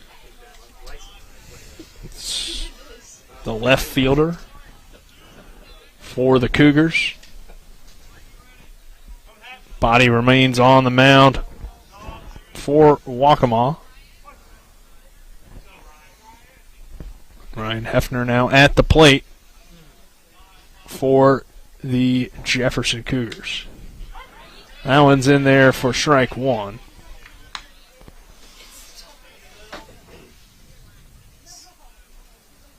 Oh, 1 count on Ryan Hefner.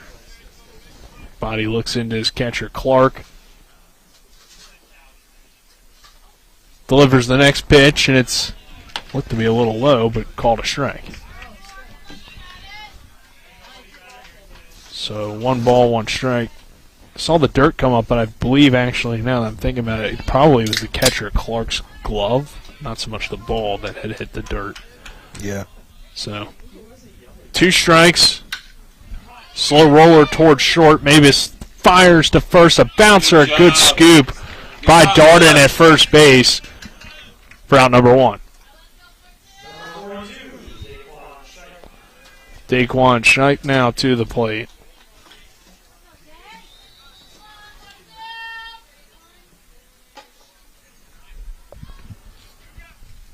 Shipe had that RBI double his last time up.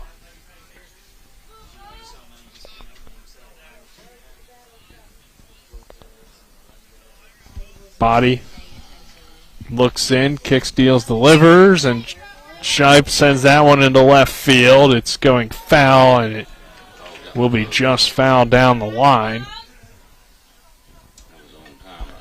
Shipe put a good contact into that one.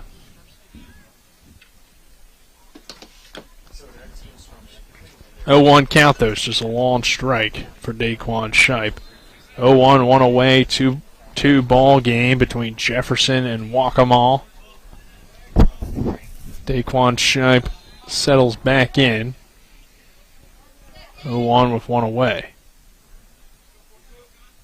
The pitch to Shipe is outside for a ball. 1 ball, 1 strike, 1 out. 2-2 ball game between Jefferson and Waccamaw.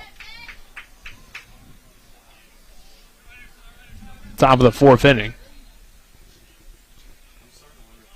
Body's pitch is a little high for ball 2. 2 balls, 1 strike, 1 out.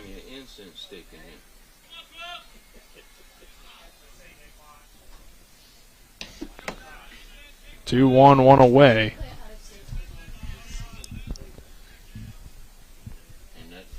Looking from Body, he'll deliver the 2-1. It's in there for a strike. Yeah, and great framing there on that pitch, able to bring it up a little bit to frame it in the zone. Not that it was out of the zone, he just really, made, kind of stuck that call. Clark behind the plate doing a nice job. For the Warriors, the 2-2 got him looking for strike 3 on a pitch at the knees. So Daquan Shipe goes down.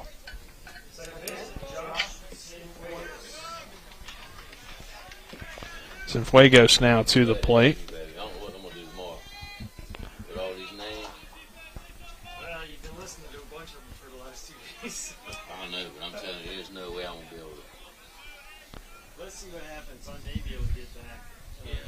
Cienfuegos now coming to the plate.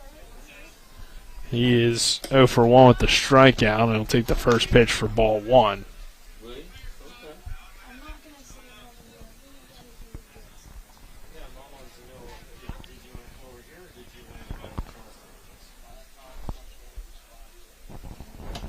And that pitch at the knees for strike 1.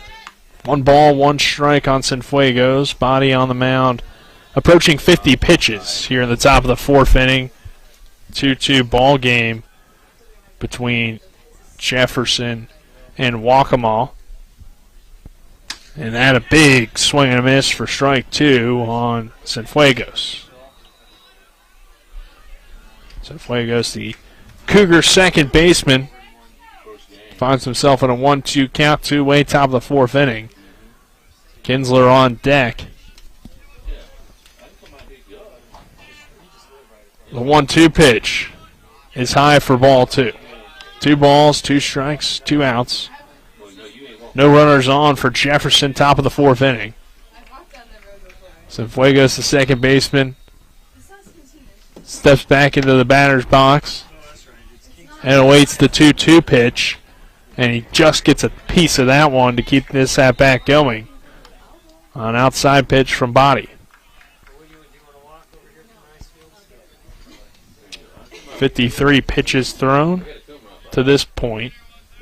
Cienfuegos is 0 for 1 in the ball game. Body so far has recorded 3 strikeouts. He delivers this pitch, and Cienfuegos fouls that one away. Nearly hit our camera again there, Nick.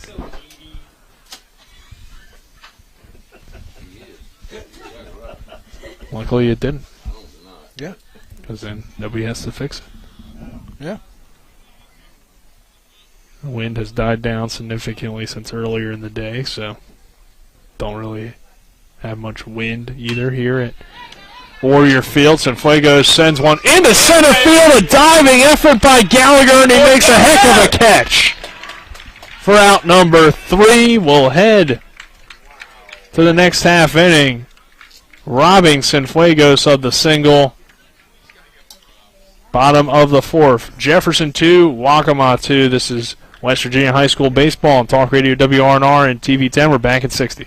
Not sure where to go or who to trust with your flooring project? And start with Trips Flooring, proudly serving the area for more than 25 years, specializing in floor sanding and refinishing, along with installation of new flooring, including hardwood, tile, vinyl, laminate, carpet, and the hottest trend in flooring, luxury vinyl, tile, and luxury vinyl plank. Are you on a budget? Check out their warehouse, cash and carry, or call 304-229-7009, or visit them online at tripsfloorsanding.com. This is Matt Miller, along with my wife, Dale. As homeowners, we've been through the mortgage process several times, and each time we went to Mark and Cheryl Savitt at the Mortgage Center. They treat you like family with personal one-on-one service, walking with you through the process from application to settlement. plus low interest rates and closing costs. The Mortgage Center is on Edwin Miller Boulevard in Martinsburg. Phone 304-267-9040. Or online at mortgagefinancing.com. NMLS number 237527, equal housing lender. Bottom of the fourth inning. And Waccamaw coming to the plate. Due up for the Warriors to begin this inning is Yonker, Darden, and Clark.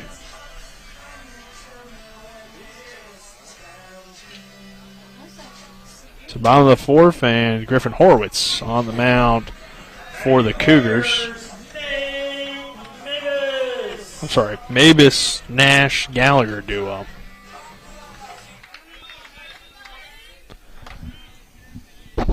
To begin this bottom of the fourth inning.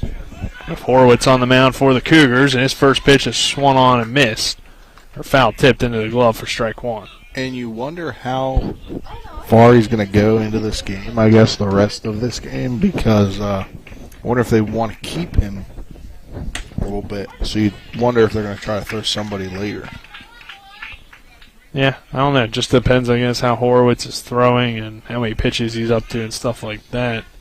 They do have, obviously, a few other options to go to if they want to. And this one hit in the air, shallow center field, and Kinsler makes the play on the run. The shortstop for out number one.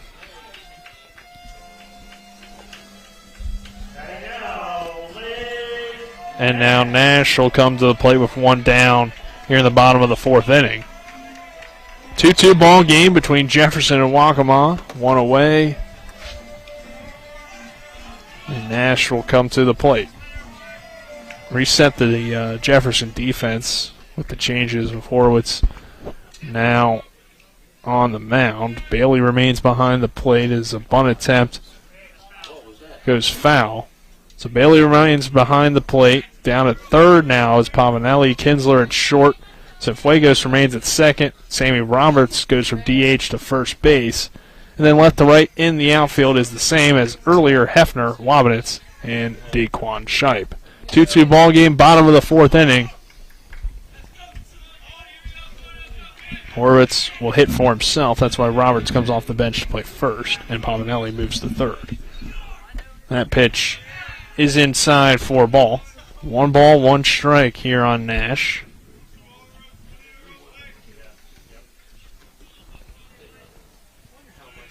One ball, 1 strike, 1 away. Horowitz, the righty, delivers that pitch a little low for ball 2. Griffin Horowitz will change up that arm release point from either normal kind of over the top release or sidearm submarine look. On the 2-1, he goes over the top and misses outside for ball 3. 3 balls, 1 strike, 1 out. Nash in this ball game is 0 for 1 with a ground out earlier. Horowitz, his 10th pitch in relief, coming here, and it's hit hard into right center field, and will get down for a base hit. A 1-out single for Nash.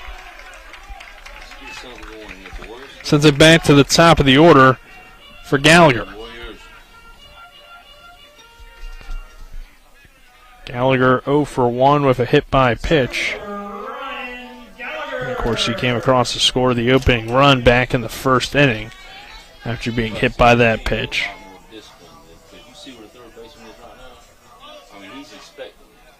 Pavanelli in on the third base grass. Horowitz kick, steals, delivers, and the bunt attempt. Throw down to first, and didn't get him as Roberts now playing first base. Trying to think of something to say when Roberts was fielding. I don't know. I can't think of anything with an S there. But you think about that as the 0-1 pitch. I'll ponder that. Christian Ponder? Just regular Ponder? What? Nothing. I will ponder the thought, Nick. How about that? I'll ponder the That's a good thought. word, ponder. Yeah. I like it.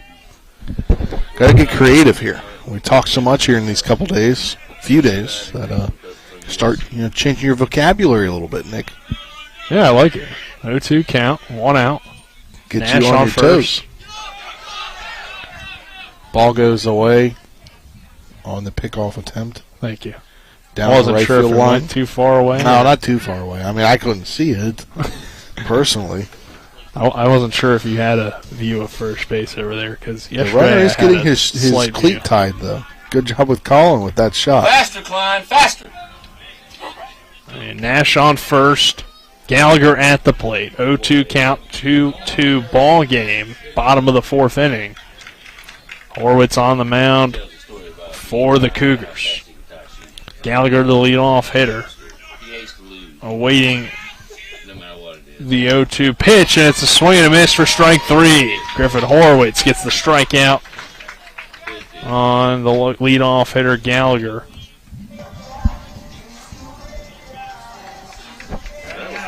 Horwitz with his first strikeout of the game, only the second from a Jefferson pitcher.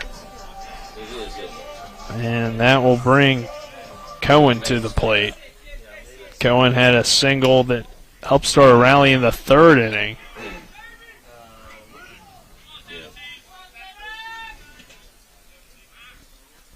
Two outs in this ball game, 2-2 ball game. Or 2 outs in the bottom of the 4th. 1-0 pitch, swing and a miss, strike 1. 1 ball, 1 strike. Horwitz with a runner on first base and Nash. Cohen at the plate.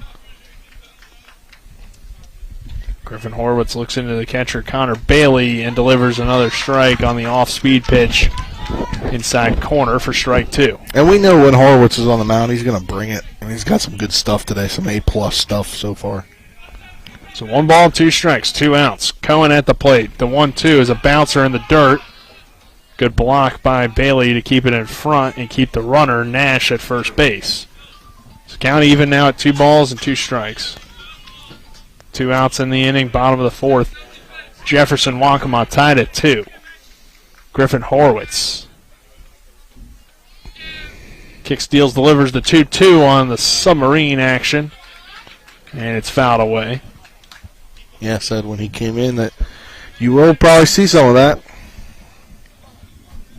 So Nash began this inning with a 1-out single after the flyout from Mabus and then the strikeout by Gallagher. 2 balls, 2 strikes. The pitch hit on the ground toward Roberts. He keeps it fair, steps on the bag for out number 3. So we'll head to the 5th inning. Jefferson 2, Waccamaw 2. This is West Virginia High School Baseball on Talk Radio WRNR and TV 10. Looking for some nightlife? Then look no further. Laddie's Bar and Grill has a full bar and kitchen, pool table, and entertainment with great food at affordable prices. You can dine in or carry out by calling us at 304-263-5233. Laddie's is open Monday through Saturdays from 8 a.m. to 3 a.m. and Sundays from 10 a.m. to 3 a.m. We serve breakfast all day long, and our lunch and dinner specials are posted every day on our Facebook page. So stop on in to Laddie's Bar and Grill, located at 107 Lutz Avenue in Martinsburg. Most insurance companies see you as a claim number. Most law firms see you as a case file. When their top priority is their bottom line, you only get a fraction of the attention that you deserve. At the law firm of Burke, Schultz, Harmon & Jenkinson, it's personal. We listen to our clients to see the whole picture, because every part of you is important. For a team built on relationships and results, call Burke, Schultz, Harmon & Jenkinson at 304-LAWYERS. Or visit us at burkeandschultz.com. 2-2 ball game as we get ready for the beginning of the 5th inning. And it'll be Kinsler, Bailey, Horwitz due up for the Jefferson Cougars. Kinsler, the number 9 hitter, and then that'll be Bailey and Horwitz, the 1-2. In the lineup, Cy Body remaining on the mound for the Waccamaw Warriors. Body in this ball game, 4 innings, 4 hits, 2 runs, 1 earned, 3 strikeouts, 56 pitches so far, 42 have been strikes, and 17 batters faced. For Body on the mound through now 4 innings. Let's see if Kinsler can get something going for the Cougars. So far in this ball game, Kinsler is 0 for 1, but had a long at bat in his last time up. Saw a lot of pitches really battled for the Cougars, and even though he didn't get a hit, still put together a good effort in the batter's box and saw those pitches and kind of allowed Jefferson to get a little bit of a better read on side body. Yeah, definitely, and I think going deeper into this game, they'll get a better read on 56 pitches so far for the Waccamaw pitcher. It's a 2-2 ball game as we begin the top of the 5th inning. Body will stay on the mound for the Warriors, and Kinsler will come to the plate. And the pitch, a bunt down the third baseline. A beautiful bunt from Kinsler. No chance for Ben Cohen to throw him out at first base. And Kinsler gets the leadoff single on the bunt. We saw that in one of the Jefferson games this year where Kinsler had a great bunt. He was able to leg it out for a single. Yeah. I believe that was the second Martinsburg game. Yeah. And got a lot more lenient ump, Nick, because your view here is more obstructed than it was in the game prior. Because good. They're not caring about being there as players or not. And throw down to first. Not in time on Kinsler.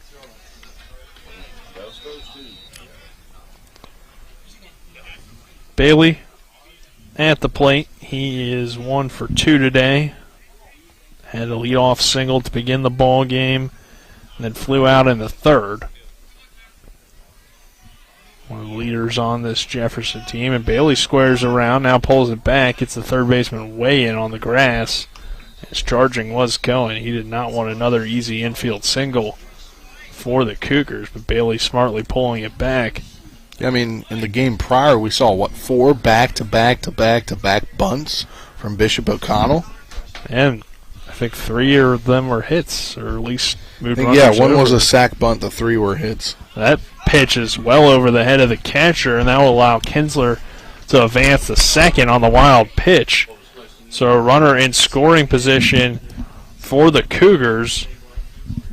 And Connor Bailey, a dangerous hitter at the plate for Jefferson.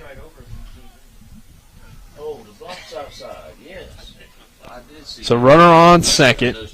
Bailey 1 for 2 on the day at the plate, sitting on a 3-0 count. And Jefferson, even if Bailey can draw a walk or find a way to get on base, you have guys with great speed on the base pass for Griffin Horowitz in a 2-2 ball game, and Body Yeah, I mean, not really struggling, but definitely having a little bit more issues here in this inning. Yeah, with his control. If he gets on, I mean, Horowitz has got a big opportunity. And that will be ball 4 as it was high on Bailey. And Griffin Horowitz now to the plate. It'll be interesting to see, though, also how you want to play it, because you do have 2 runners on. But now you bring the coach out here, probably going to strategize about what to do. Do they want to put him on? They could probably put him on. But that would load the bases with no outs. So you're definitely not, I don't think, going to do that, but at least you got to be careful with Griffin Horowitz. Maybe try to hit into a double play, get him to hit into a double play percentage. Play the percentages on this one, Nick. Yeah, Horowitz had a double in the 3rd inning, a fly out in the 1st. So he's 1 for 2 on the day. Double came back in that 3rd inning, came around to score after that. So Sam Wabnitz in the on-deck circle. Wabnitz picked up an RBI on an error on this mound visit.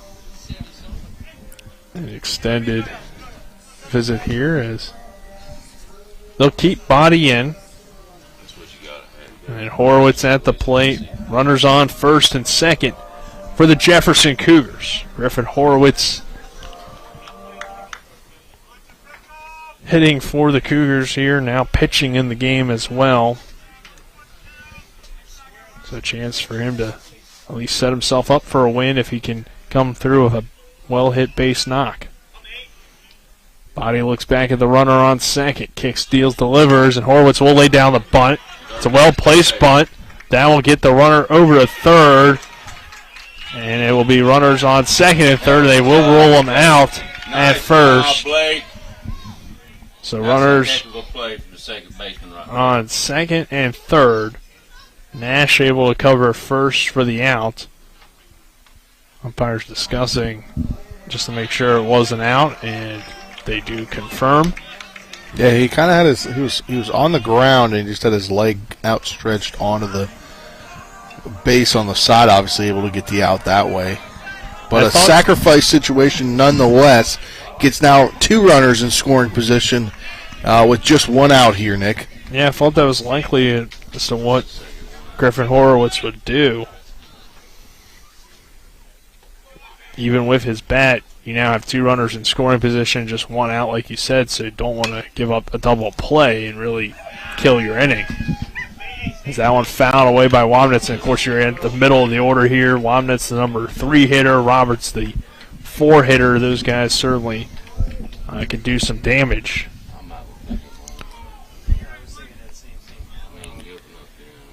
Oh, 0-1 count, 1 out. 2-2 ball game, 2 on for the Cougars. Body delivers the pitch to Womnitz. Hard hit ball. That will get through for a base hit. Kinsler will score easily from third base. Bailey moves up to third, and it's an RBI single to give Jefferson now the 3-2 lead over Waccamaw. In the top of the 5th, Sam Womnitz comes through with the RBI single. Yeah, now slamming Sammy Roberts at the plate.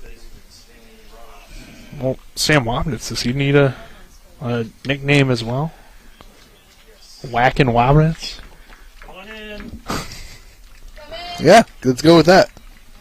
I don't know. Just think of everything for the Sams. Sam squared. Slamming Sammy squared. I don't know. But we'll have a pitching change here on the other side of this break, I believe. And now, yeah, we do have a pitching change, or no? Yes, we have a new pitcher. Number 11 now in, so we will take a minute break, and when we return, Jefferson 3, Waccamaw 1, or Waccamaw 2, with 1 out here in the top of the 5th. Hi, this is Rob Mario. Larry DeMarco, broker of Modern Realty Results, believes he has some of the best real estate agents in the Eastern Panhandle. Agents at Modern Realty Results have years of experience and knowledge of the local real estate market. Agents within the office work as a team to provide quality customer service. We strive to always ensure client satisfaction through handling every transaction with honesty and integrity, all while offering competitive rates. Modern Realty Results is veteran-owned and managed. Please call 304-262-4222, modernrealtyresults.com. A reputation for caring, a legacy of service. At Brown Funeral Homes and Cremations, it's been our story since 1880. A family-owned business, we support the needs and wishes of families. We offer traditional services, as well as many options for cremation, customized remembrances, and pre-planning. Brown Funeral Homes and Cremations retains its family atmosphere and stays true to its roots. Contact us for advanced planning, or at your time of loss. We're here when you need us. Back to Waccamaw High School with Jefferson on top of Waccamaw, 3-2 in the top of the 5th inning. 1 out and a new pitcher on Spencer for the Warriors. Yeah, new pitchers. Pitching changes brought to you by the Heffley Motor Company, located at 993 Hedgesville Road in Martinsburg. Go local, we're local, so why not buy local? I ride with them, so you should too. Head on down there to 993 Hedgesville Road. Richie and his staff will hook you up. They hooked me up, gave me a great deal, and got me a great interest rate. It's good to hear. Yeah. Good stuff from Heffley Motor. Let's see what Gully has. Heffley Motor Company. I apologize. Heffley Motor Company. We were told when we were doing the shoot last week to not call it Heffley Motors because they've had people call asking for actual motors to cars. Fair enough. So, learned that last week. Well, Gully on the mound now for Waccamaw. Roberts at the plate. Lobnitz standing on first. Bailey standing on third. And Roberts' first pitch swinging sends a pop fly over to Nash at second for out number 2. And that'll bring Povinelli to the plate. Third baseman, J.J. Povinelli.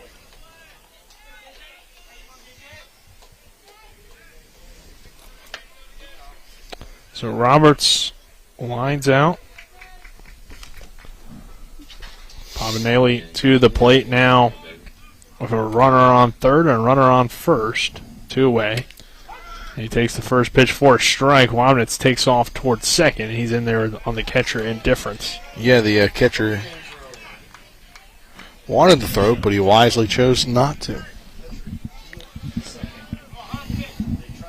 Povinelli digging back in now on an 0-1 count.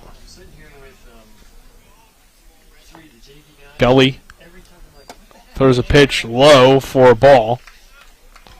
1 ball, 1 strike. 2 outs here in the top of the 5th inning. Jefferson now up by 1 at 3-2. Clark behind the plate. Gully looks into Clark. Now checks the runners. Delivers the pitch. Povinelli fouls it away. So 1 ball, 2 strikes on now the Cougar third baseman. Guy that's started the year as more of a reserve player, but has kind of found himself in the field on most games. That one misses outside for a ball. Really, him and Matt Vickers have rotated a lot, whether it be first or third, sometimes even the outfield for Povinelli. Vickers typically a left or right fielder or first base. So it just kind of depends on how Coach John Lowry Sr. wants to play it. But this one, a chopper hit towards second. Nash will step on the bag, or make the play on the line out for out number 3, as it was a line drive. So that will retire the side, and we head to the bottom of the 5th. Jefferson 3, Warriors 2. This is West Virginia High School baseball on Talk Radio WRNR and TV 10. Hagerstown Ford continues to be your leader in car sales up and down the I-81 corridor. We will beat any and all competitors' prices, and we've made buying a new car easier than ever with 1-day delivery better than Amazon and a return policy better than Walmart. Your satisfaction is our guarantee. If you don't like it, simply return it and we'll come pick it up. No questions asked. Why would you shop anywhere else? At Hagerstown Ford, we take great pride in our community and supporting our local student athletes. That's why Hagerstown Ford is the official car dealership of Shepherd Rams quarterback Tyson Bagent. Our remote buying process has made new car shopping so easy, you'll never even set foot in a dealership. Simply go to HagerstownFord.com and click on the car you want to buy it, or use the Axle Auto app. It's that easy. You can order your new car on any device. Go to HagerstownFord.com and get your new car signed, sealed, and delivered from Hagerstown Ford. We welcome you back to Waccamaw High School, Warrior Field. Jefferson leading the Waccamaw Warriors 3-2. Spencer tries to take me out with the flying elbow of death. Just trying to get a flagrant 1 when you make the transition to WWE. I'm just trying to get the flagrant 1 here, Nick. Fair enough. Maybe flagrant 2. Then I'm gone, right? Yeah, you're out of here. I did that on purpose so you'd say you're out of here. 3-2, bottom of the 5th inning. Jefferson leading Waccamaw in the bottom of the 5th inning. Griffin Horwitz remaining on the mound for the Cougars. Horwitz in relief today. Look at Colin, the roadside delivery. Is he better than, like, anything you ever had there on the delivery services? Yeah, really, honestly. Pretty quick. Yeah, quick. Quality amount of ketchup on this dog. That's good. 1-1, or 1 1/3 so far for Horwitz in his first pitch to Alford is low for a ball. 1 hit given up for Horwitz so far and 1 strikeout. The next pitch to Alford is outside for a ball. 2-0 count. Luke Alford so far in this ball game had the RBI single his first time up in the first, and an RBI or a regular single in the third. What was that? Part of a rally for Waccamaw in the third. This one hit on a line towards second, and Cienfuegos is there for out number 1. Yeah, and good job there for Horowitz kind of hitting or forcing the hitter to hit the ball like that. Already 1 out now. Quick out. He got behind 2 balls and no strikes, but on the 2-0 pitch was able to get Alford to line out, and now Body coming to the plate.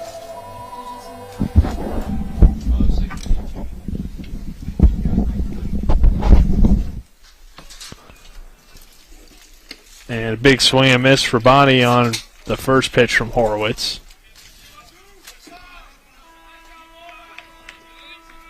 (0-1).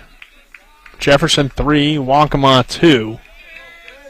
1 out here in the inning. Horowitz goes to the submarine, and it goes inside and hits Body on the leg to put him on first base.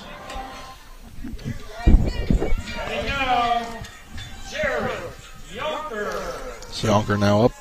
Yeah, Yonker coming to the plate. Body moves to first base.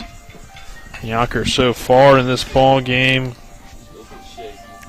grounded out and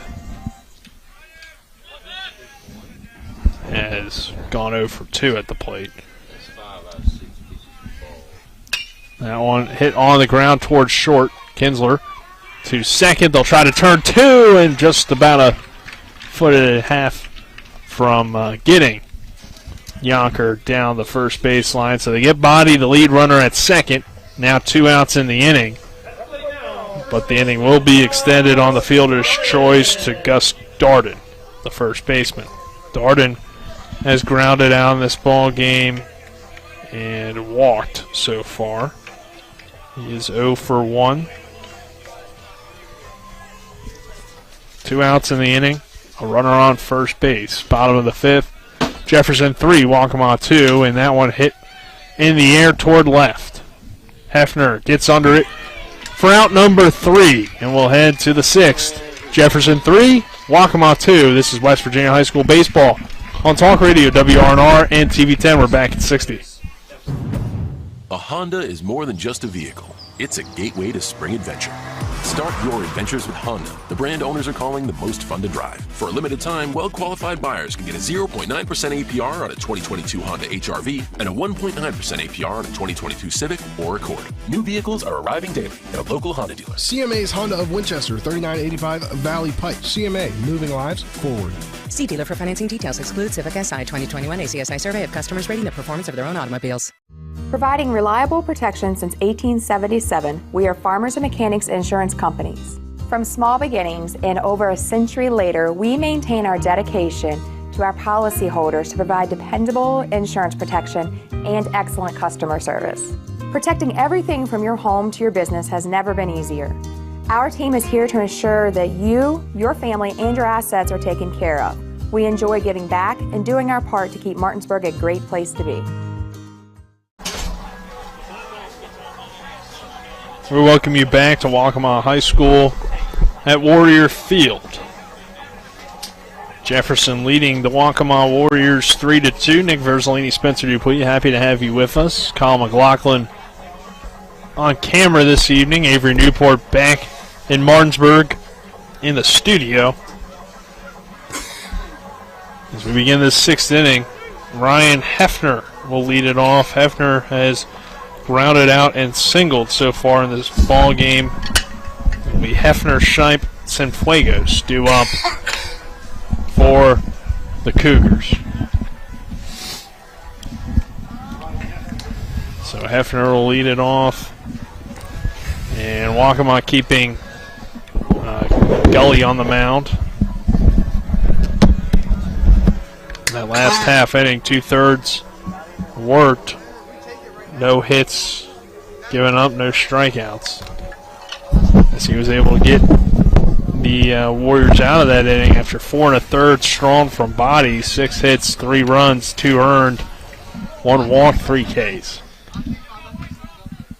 So Hefner will lead it off to begin the 6th inning. Jefferson looking for some more runs. Some insurance runs, Nick. And that one in the dirt for ball 1. Spencer, are you okay? I'm good. Good. There is no wrong pipe. Kevin Franzen, 2014. Okay. That one in the dirt for ball 2. Jefferson 3, Waccamaw 2.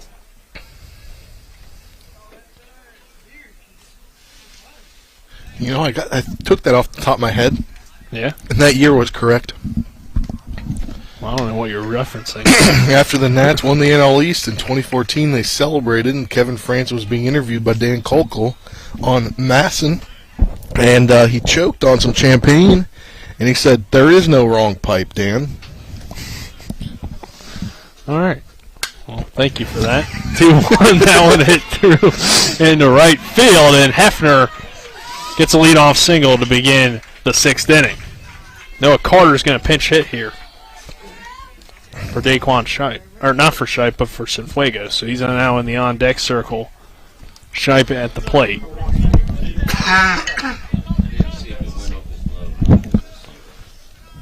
So single there for Hefner, his 2nd hit of the ball game. And Shipe coming to the plate. Shipe had a RBI double his first time up, and he lays down the bunt, hit off of him, trying to advance Hefner to second base. So Carter in the on-deck circle.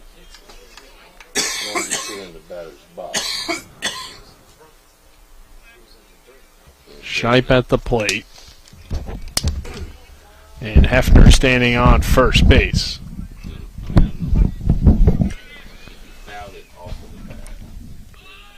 Shipe squares around. The pitch from Gully as he takes a swing at it and fouls it away.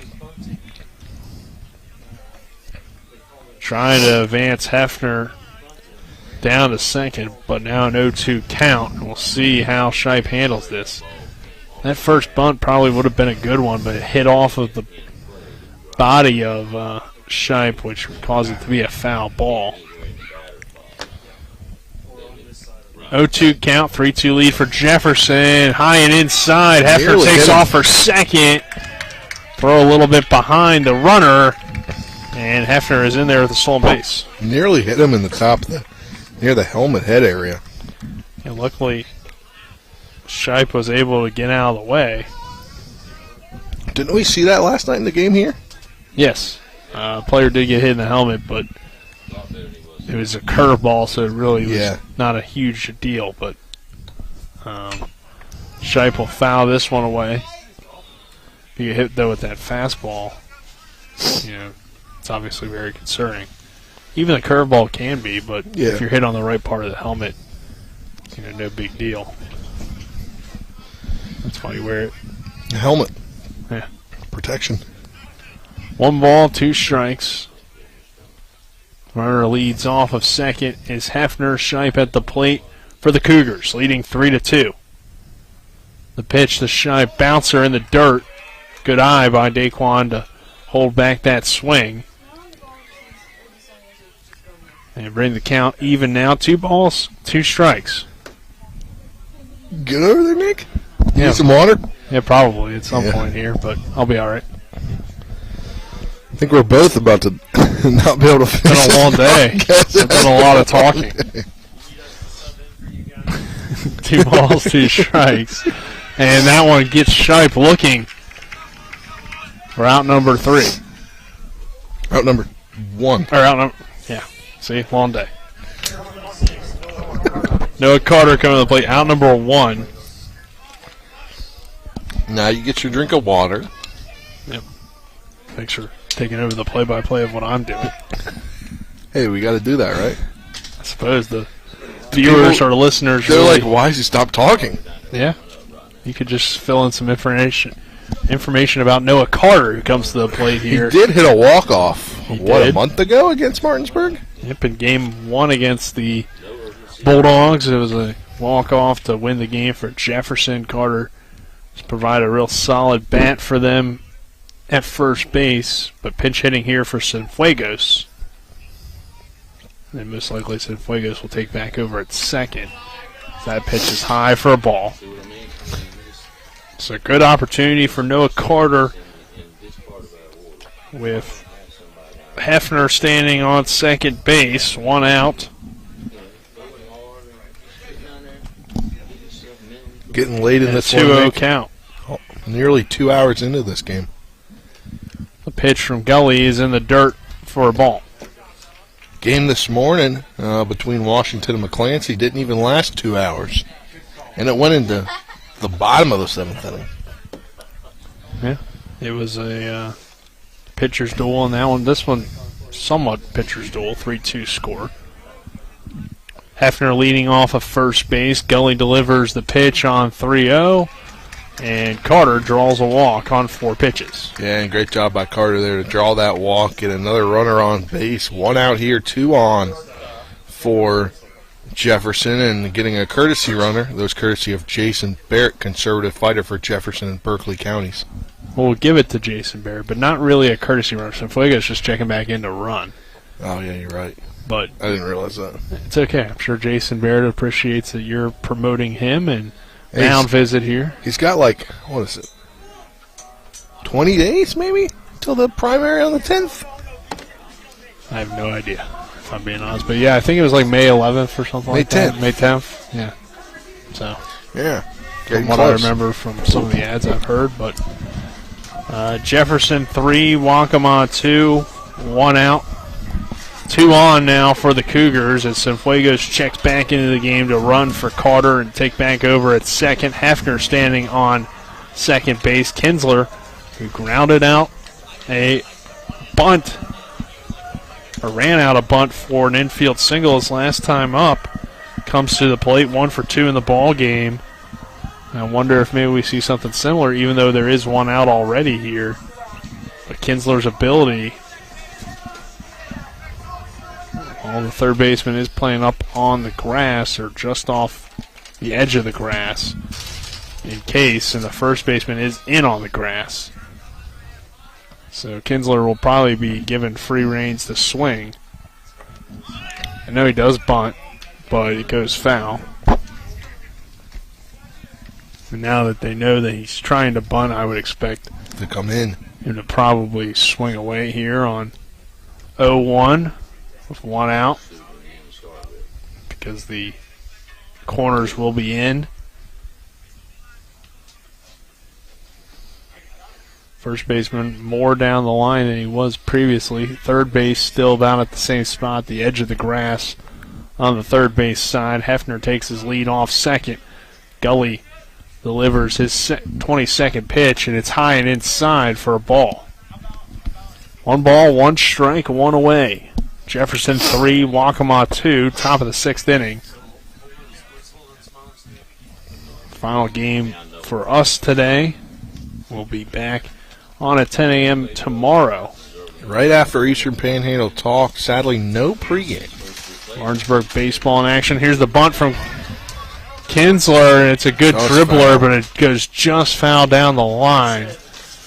Coach Lowry was hoping that one was going to stay fair, as it would have been an infield single again for Kinsler.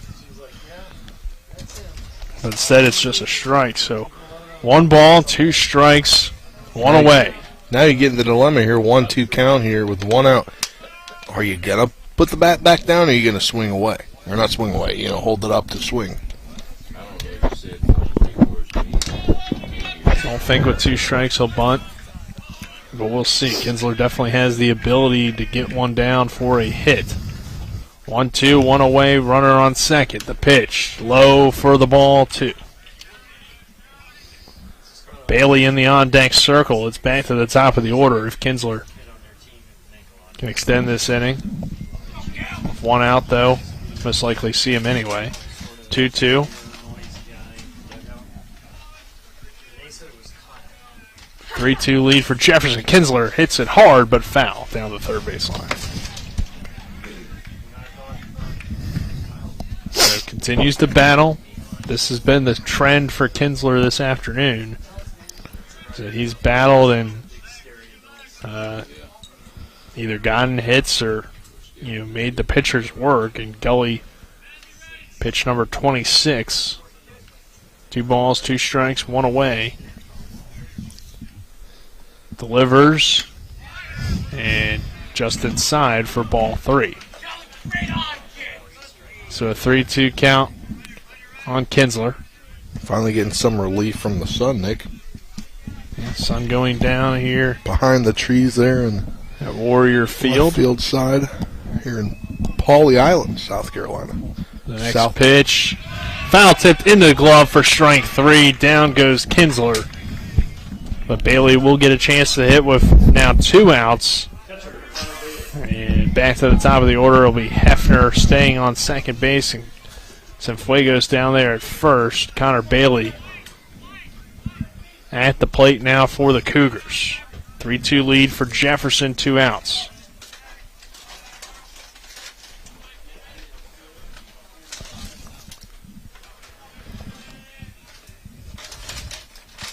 The pitch from Gully in the dirt for a ball. Runners take off. No throw. So Hefner will advance to third. Cienfuegos down there at second. And the Cougars have 2 on, 2 out. And their leadoff hitter at the plate. Yeah, obviously turning over the lineup now and the ability to potentially drive in some runs here, get some insurance runs. Top of the 6th inning. Cienfuegos on second. Hefner on third. 3-2 Jefferson. The pitch to Bailey is in the dirt for a ball. 2 balls, no strikes. Again, now the base open at first. You can be careful with Bailey, but we're at the top of the order, so it's like if you're careful with Bailey, you have to face Griffin Horowitz.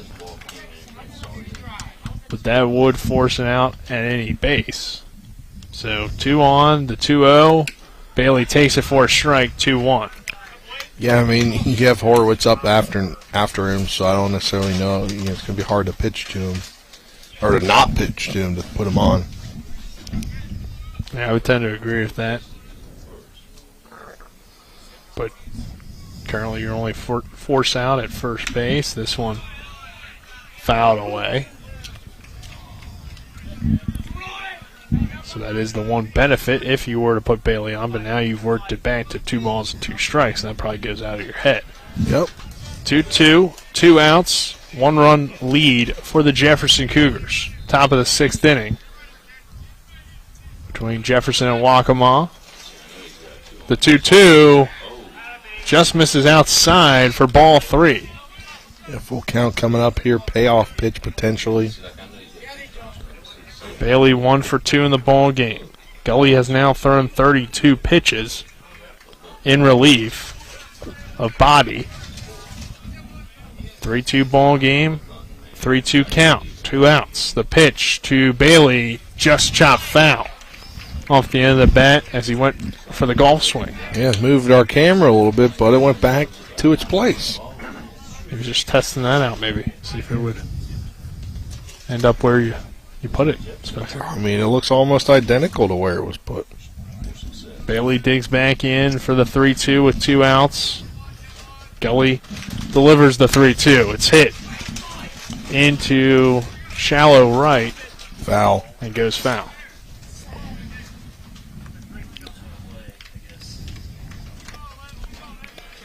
Three balls, 2 strikes, 2 outs. Runners on second and third for the Cougars. Making Gully work is Bailey. Runners take their leads. Connor Bailey looking to deliver a big knock to get the Cougars run lead extended, and he fouls this one off again into the camera, into your living room. And your living room, tuned in at home. Whether you're in the Eastern Panhandle on Channel 10 or on WRNR TV on YouTube or anywhere in the world on WRNR TV on YouTube. Or listening in the Eastern Panhandle on Talk Radio WRNR 106.5 FM AM 740.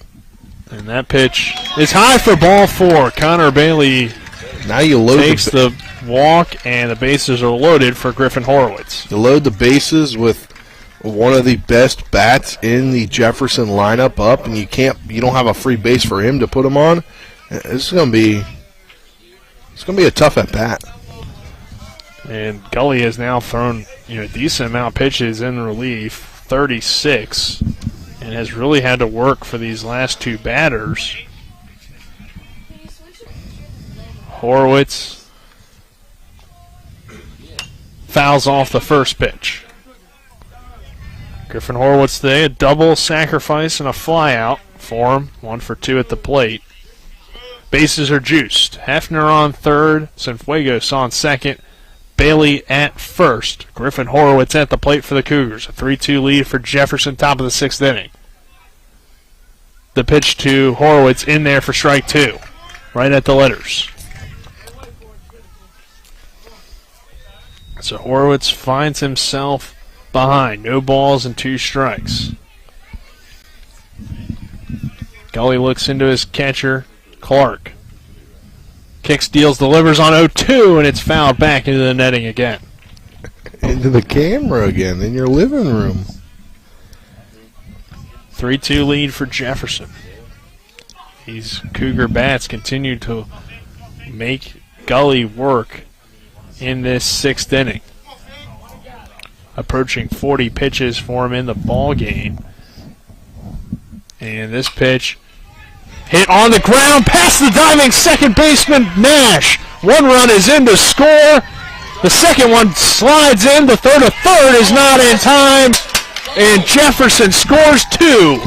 5-2 Cougars. Runners on second and third.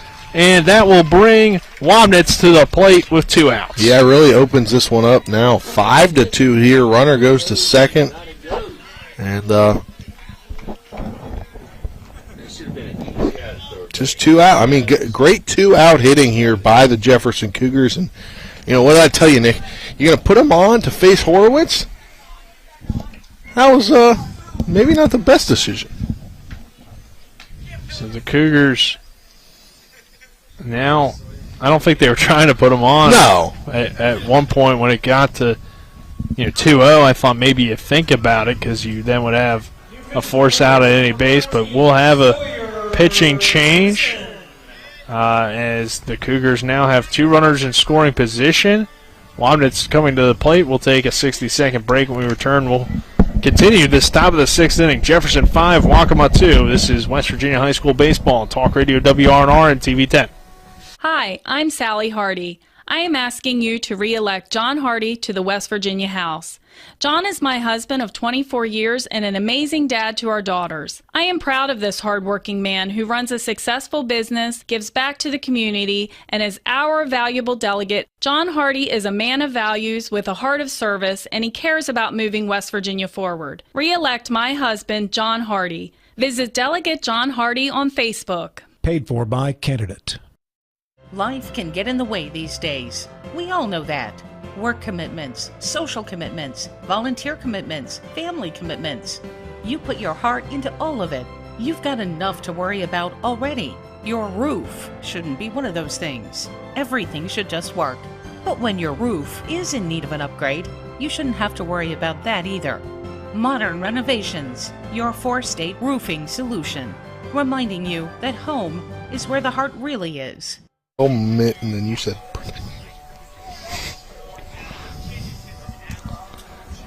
Jefferson 5, Waccamaw 2. 2 outs, 2 on for the Cougars, and Sam Wabnitz coming to the plate for Jefferson in a great situation with now Vickers running at second base and Bailey at third. We got a new pitcher, Spencer. Yeah, the pitching change is brought to you by the Heffley Motor Company at 993 Hedgesville Road in Martinsburg. You're local, we're local, so why not buy local? I ride with them, so you should too. They gave me a heck of a deal on a 2016 Ford Edge. Go get you the car you want in. Head down to 993 Hedgesville Road. It'll be Sawyer Brinson to pitch for Waccamaw, number 14. So Wabnitz with a great situation here to bring in some runs. He already has done that twice. 2 RBIs for him in the ball game. A 5-2 lead for Jefferson, top of the 6th inning. Nick, not baseball news, but breaking sports news. Villanova's head coach Jay Wright to retire. Wow. Okay, that took me a second to process. That is big news. As that pitch misses inside or in there for strike 1 to Wabnitz. He's coached the Wildcats for the last 21 seasons. Won 2 titles. That one, a bouncer gets away from the catcher Clark, and coming around is Bailey to score to make the score 6-2 Jefferson on the wild pitch. I said they needed a couple insurance runs. Here they are with, what, 3? Yeah. So a 6-2 lead for the Jefferson Cougars coming on the wild pitch, allowing Bailey to advance. Vickers now standing on third, and Wabnitz pops this one up behind the plate, and it heads out of play. So Wabnitz now a 1-2 count, 2 outs, and now a runner on third, and Vickers standing down there at third base. 6-2 lead for the Cougars after a big 6th inning. 3 runs have already come across the score. And with 2 outs, Jefferson can extend that lead even more with a good bat at the plate. The pitch to Wabnitz is fouled away. And then a pretty good bat in the zone right in the on-deck circle, slamming Sammy Roberts. Has slammed today, but he's due, right? He is due. Wabnitz has done a lot of damage. 2 RBIs already in the ball game, and the pitch is fouled into the Waccamaw dugout. Good hands by the coach. Yeah, right there on the edge.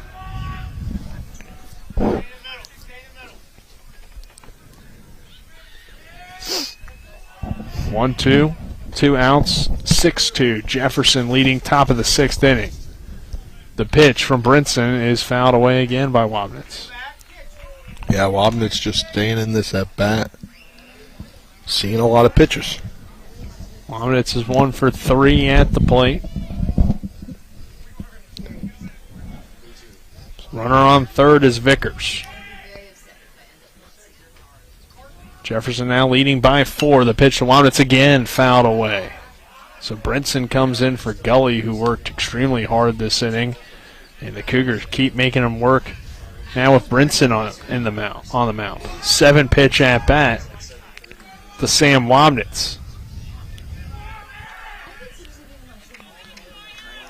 So Wabnitz steps out now, steps back into the batter's box, waits the 8th pitch of the at-bat from Brinson. He kicks, steals, delivers, and misses inside for ball 2.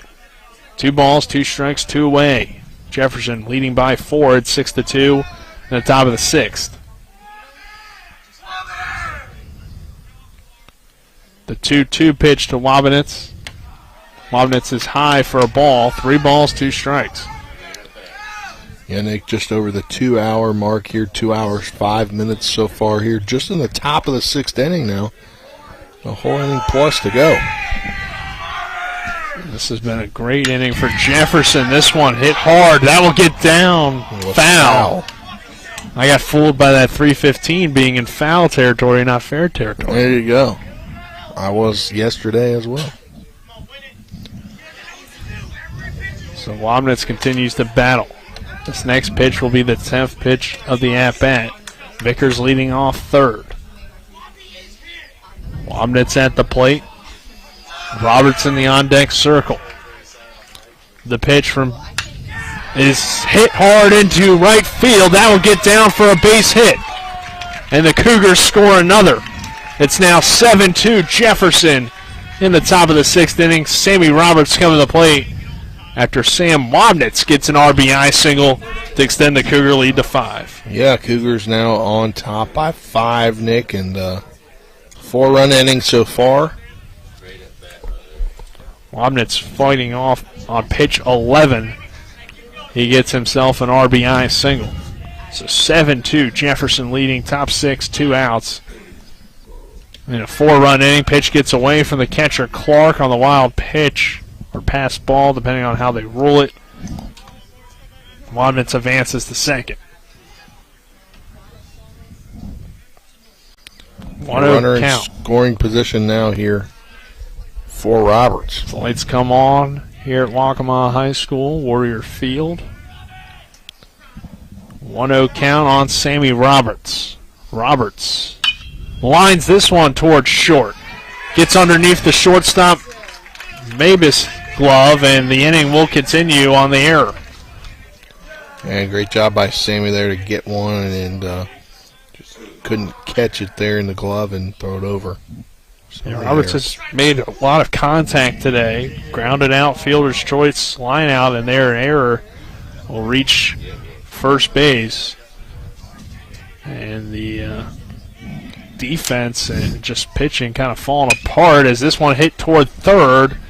Good glove by Cohen. His throw over is in time for out number 3, but not before Jefferson gets 4 runs in the 6th. It's now 7-2. The Cougars on top will head to the bottom of the 6th. This is West Virginia High School baseball on Talk Radio WRNR and TV 10. Before the invitations and the dress, the flowers, cake, candles, or vows, there was an answer to a question proposed with a ring. Bechtel Jewelers knows that an important part of your wedding happens before the I-dos. We're a diamond store with an engagement and bridal jewelry selection that's both exciting and accessible. On the big day, there's everything else, and there's the ring. Make sure you get this one right at Bechtel Jewelers in Inwood.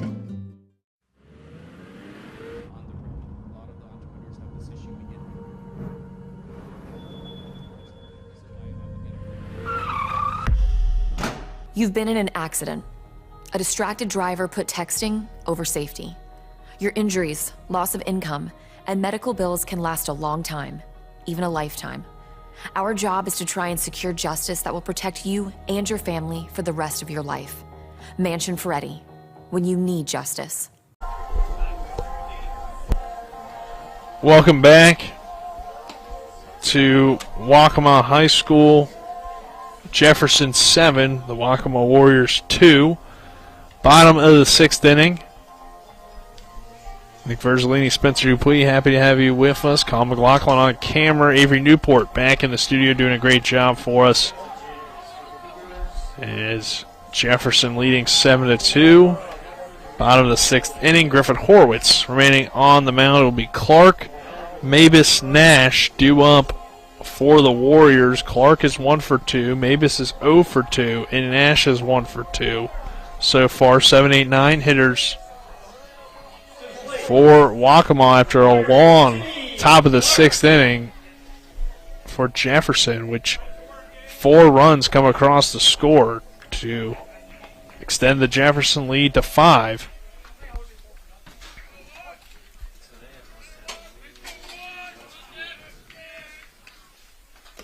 There's a pitch low for a ball.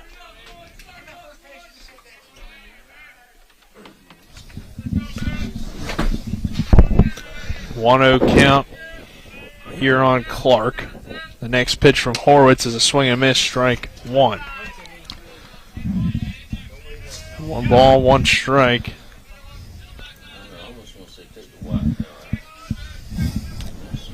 The 1-1 pitch from Griffin Horowitz is chopped foul down the or into the Waccamaw dugout.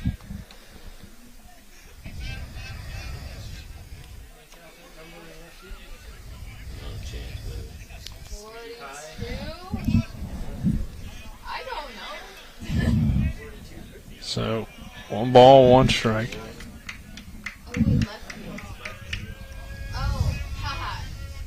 7-2 Jefferson on top. Clark at the plate. That one fouled away on another low pitch.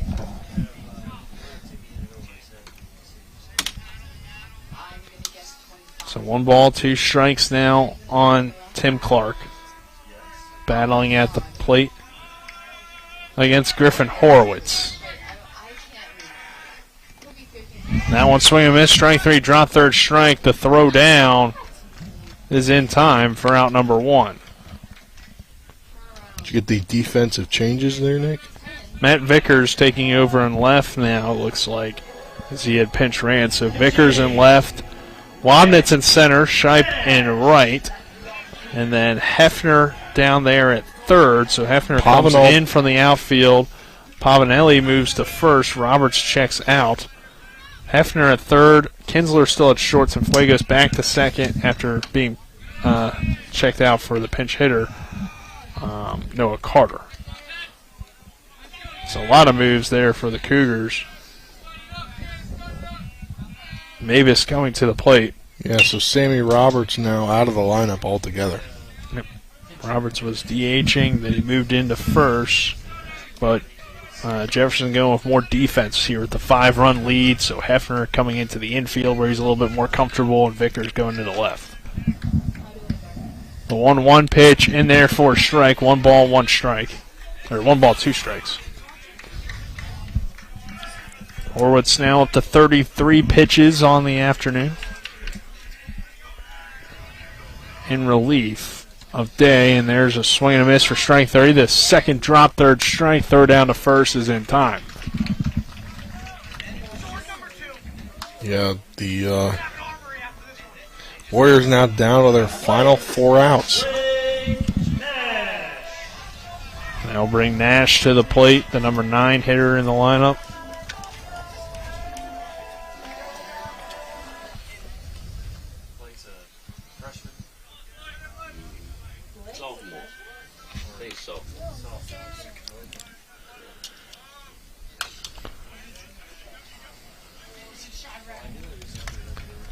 First pitch is fouled away by Nash.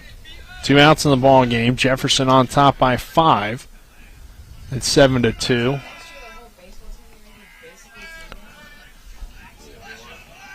Oh, 1 count. Pitch from Horwitz is low for a ball. 1 ball, 1 strike. Nash 1 for 2 in the ball game.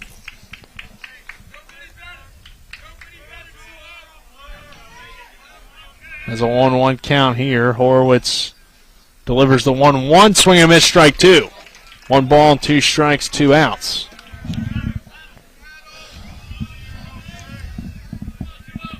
(7-2). Jefferson leading Waccamaw.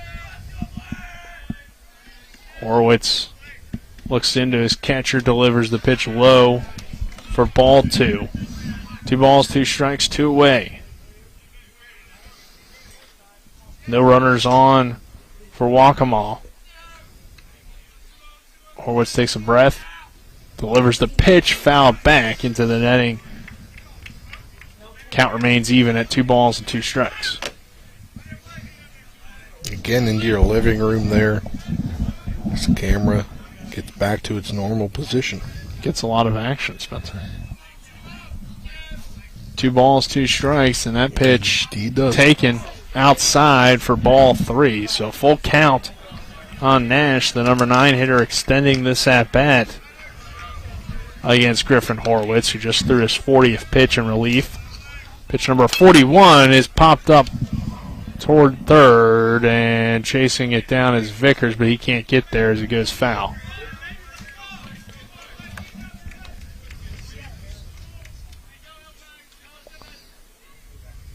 So 3 balls, 2 strikes, full count, 2 away. Jefferson leading by 5, bottom of the 6th inning.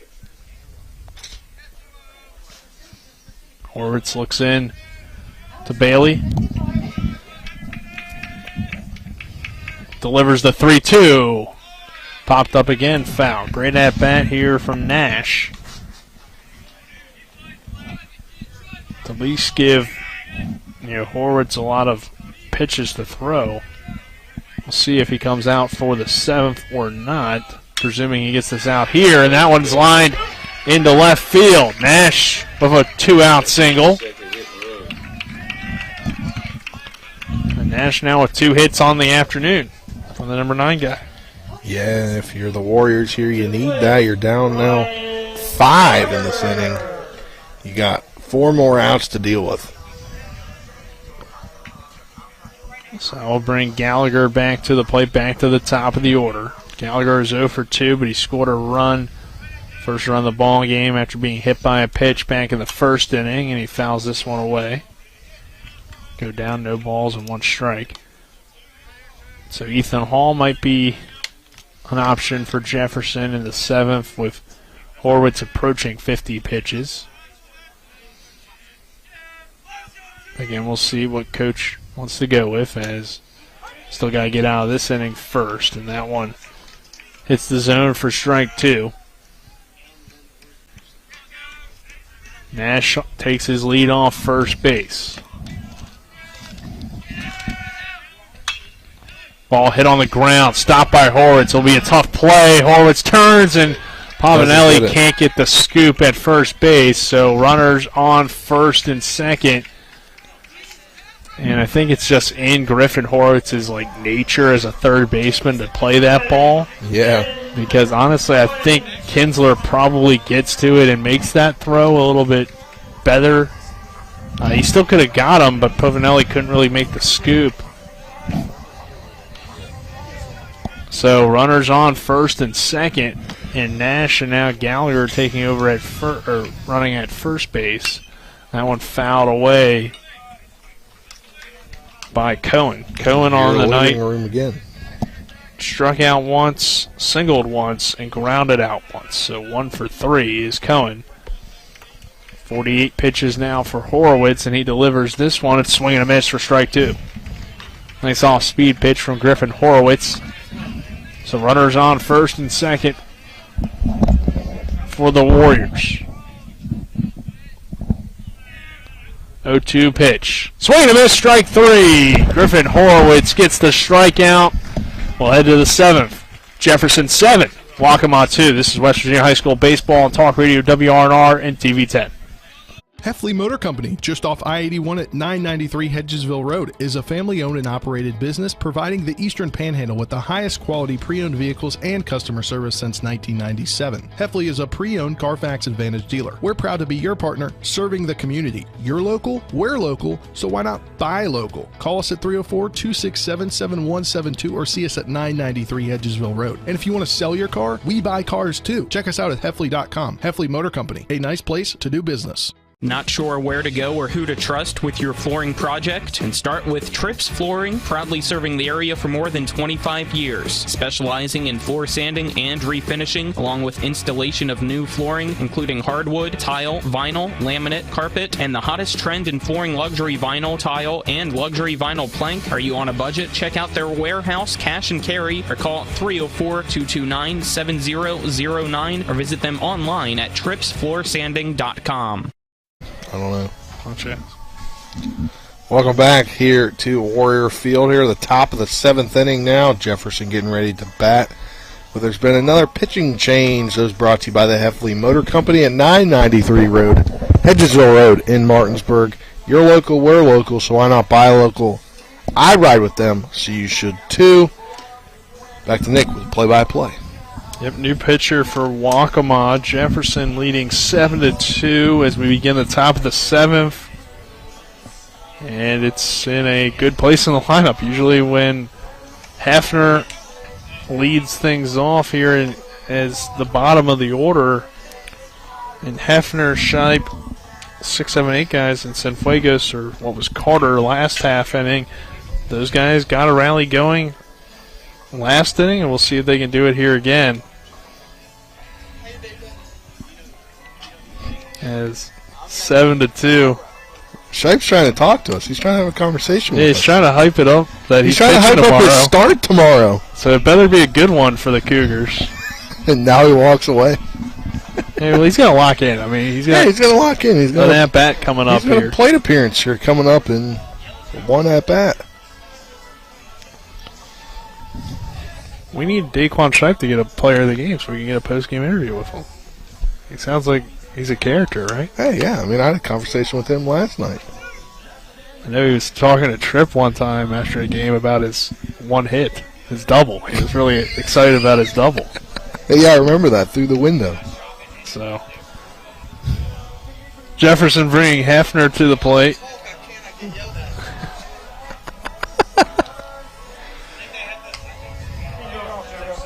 So Hefner coming to the plate as Jefferson leads 7-2, 6th inning concluded, 7th inning getting started. And Cougars up by 5. Hefner on the day. Done a nice job at the plate. a pair of singles, a ground out, and then Shipe has the RBI double and a walk and a strikeout today.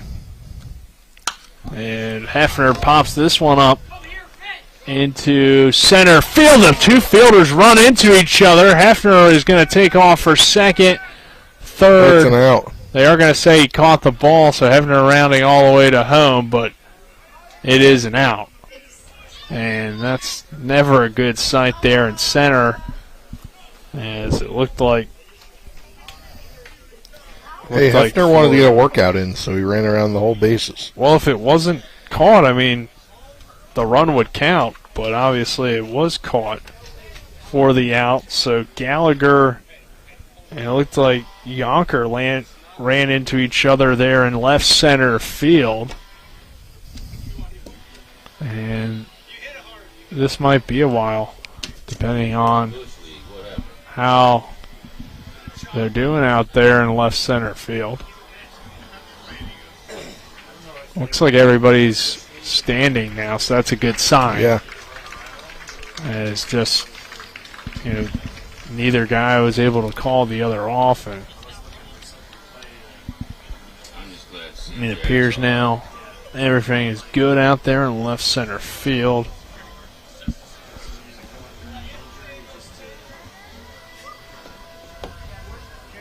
And player walking off, that looks like it's Yonker, I believe. Yes, Yonker got the worst end of it between him and the center fielder Gallagher. But is walking off for the most part his own power. But, I mean, two guys colliding out there in center and just trying to make a great effort play. And then what a catch there by Gallagher. Yeah. So one away. Daquan Shipe coming to the plate.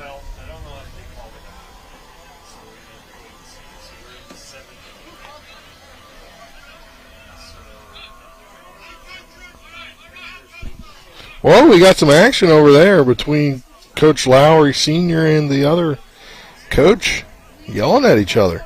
Yeah, I wasn't certain what they were yelling about. Maybe Coach thought it wasn't caught.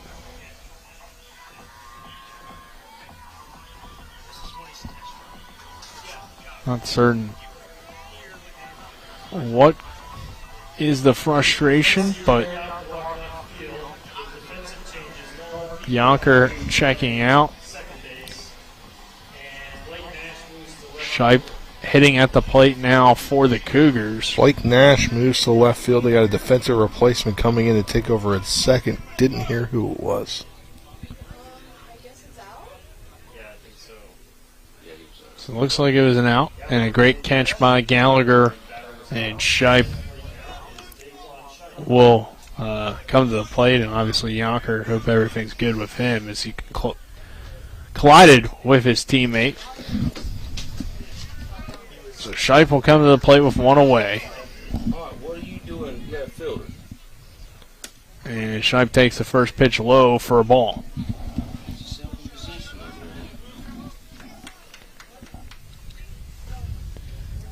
I mentioned it, Shipe having a good day at the plate. The RBI double earlier in the ball game. Takes pitch number 2 for ball 2. Strikeout in the 4th, and a walk in the 6th. So 1 for 3 on the day is Daquan Shipe. Because I did. Not because you don't, it's because I did. Okay.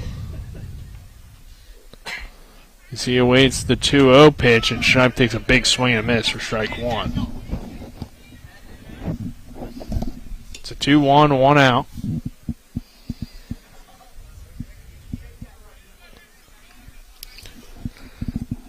The next pitch to Shipe on the 2-1 is in there for strike 2. 2 balls, 2 strikes, 1 out in the inning.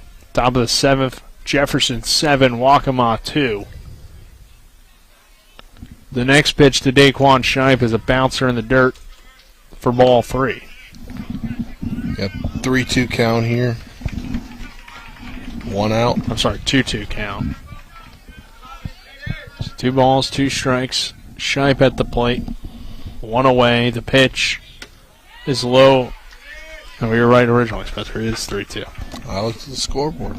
Well, I looked at Game Changer because I can't see the scoreboard. And it had it at 3-2, and then it changed it. Game Changer may be slightly delayed. I don't know if it's delayed or if it's what, because it did have 3 balls, but then it took 1 away. So, I don't know. And I can't see the scoreboard, so I was just going with that. But, all right.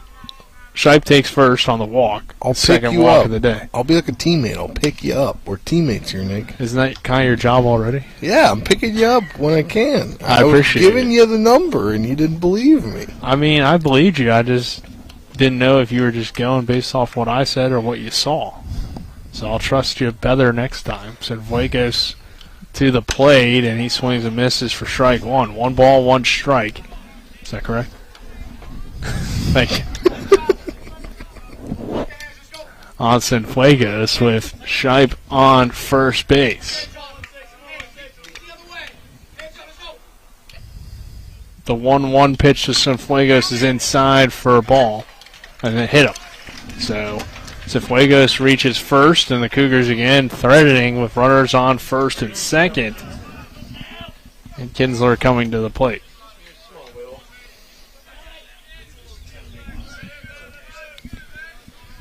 Kinsler in this ball game is 1 for 3. He legged out a bunt last time he was up. He just battled off a ton of pitches and really made it tough on Cully, who is in the game. Now, Keelan in the game for Waccamaw. He starts him off with a first pitch strike. So Shipe on second. Cienfuegos on first base, and the next pitch is in there for strike 2. Called strike 2. No balls, 2 strikes, 1 away. Jefferson leading by 5 in the top of the 7th inning.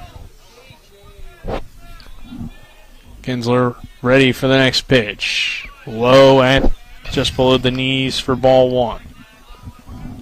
1 ball, 2 strikes, 1 away. Jefferson up by 5. Bailey standing in the on-deck circle. Getting ready to hit for the Cougars. With 1 out here in the inning. The pitch to Kinsler is low for ball 2. 2 balls, 2 strikes. 2 on for the Cougars. 1 out in the inning. A 5-run lead.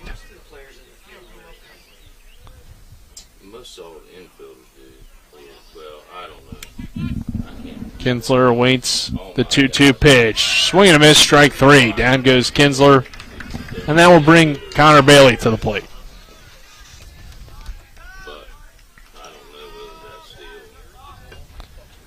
Kinsler strikes out for the 2nd time. And Bailey coming to the plate. Bailey reached on a single his first time up. Flied out, walked earlier in the ball game. 1 for 2 at the plate. Cienfuegos on first, Shipe on second. 7-2 lead for Jefferson, but now 2 away in the inning. Keelan has pitched well so far this inning after giving up just a few walks, so just a little bit wild out there, but pitching to contact for the most part early, and had a ball driven to deep left center off the bat of Hefner, but a collision there between Gallagher and the left fielder Yanker was a nice catch by Gallagher, and now runners on first and second, and that pitch misses low for ball 3. So 3 balls, no strikes, 2 away. 7-2 lead for Jefferson with 2 on here in the top of the 7th.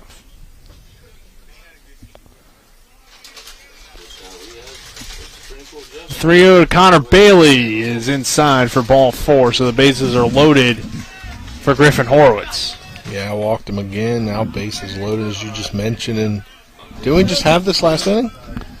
We did, yeah. Bases loaded for Horowitz. Sounds familiar. So Horowitz today, 2 for 3. 2 RBIs last time he was in this situation, last inning.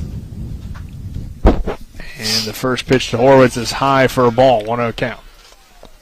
He also had a sacrifice earlier and flew out. So Griffin Horowitz has seen the ball well today, making contact in all of his at-bats, and takes that one low, gets behind the catcher. Runner comes across, slides in. Does Daquan Shipe for the 8th run of the game. Now 8-2, Jefferson on top. So 2 runners move up. Sanfuegos will take third. Bailey goes to second. Still 2 on for Griffin Horowitz. 8-2, Jefferson on top of Waccamaw. 2 outs, 2 balls. The 2-0 pitch to Horowitz popped up behind the plate and out of play. Griffin Horowitz now with a 2-1 count. Sam Wabnitz on deck for the Cougars.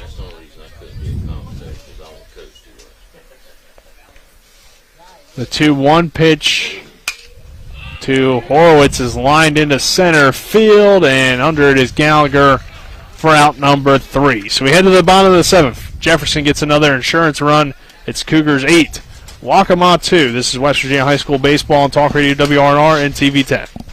With 4 new car dealerships and 4 used car dealerships in 3 states, Parsons is the largest used car and fastest growing new car dealer in the tri-state area. Take Parsons Ford with huge savings on hundreds of new Fords, financing from 0%, Parsons' goal of financing for all, and Parsons' famous above-market trade-in allowances that help make Parsons #1 for used cars too. See why so many won't buy anywhere but Parsons Ford in Martinsburg. We became #1 by making you #1 first. Parsons. Insurance companies like to play games. They say they're on your side, but they aren't. We have a team that can handle any curveball they throw. At Burke, Schultz, Harmon, and Jenkinson, you get a dedicated lawyer, and every case gets a team effort. So you get nearly 150 combined years of experience going to bat for you. And we like to win. Join the team that takes your personal injury case seriously.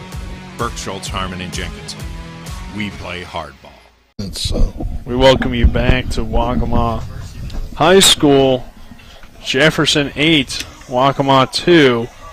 And it looks like Griffin Horowitz is going to try to close this one out. And so far, Horowitz on the mound. 3 1/3, 3 hits, no runs, no walks, 4 strikeouts. Coming in relief of Day, who went 2 2/3, 4 hits, 2 runs, 1 earned, 1 strikeout, 1 walk. So, see if Griffin Horowitz can work this whole 7th and get the Cougars this win, which would be win number 19 on the season, put Jefferson at 19-2.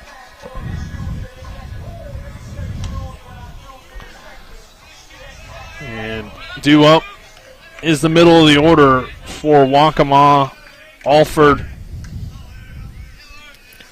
Body,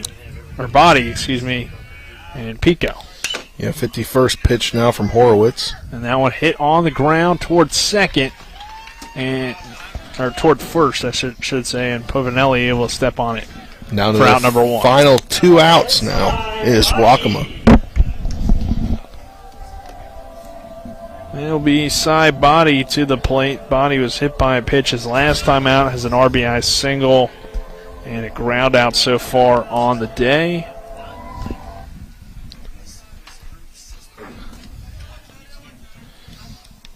And first pitch to him, hit on the ground towards short. Kinsler can't get to it, and it'll be a single, I believe. We'll see how they rule that, as it was a backhanded play for Kinsler.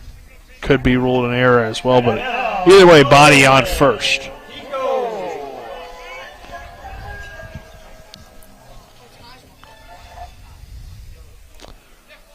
And they will rule that a single, as I thought initially. So Body reaches on the single, and the first pitch to Pico, who has pinch hit as he took over at second base after that injury when the left fielder collided, and then second baseman moves to left. So Pico here with a 1-0 count. No, 1-1 swings there. 1-1 now. 1 out in the inning. 8-2 Jefferson. That pitch low for ball 2. Body standing on first base. Cougars up by 6. Bottom of the 7th inning. The pitch is inside for a ball.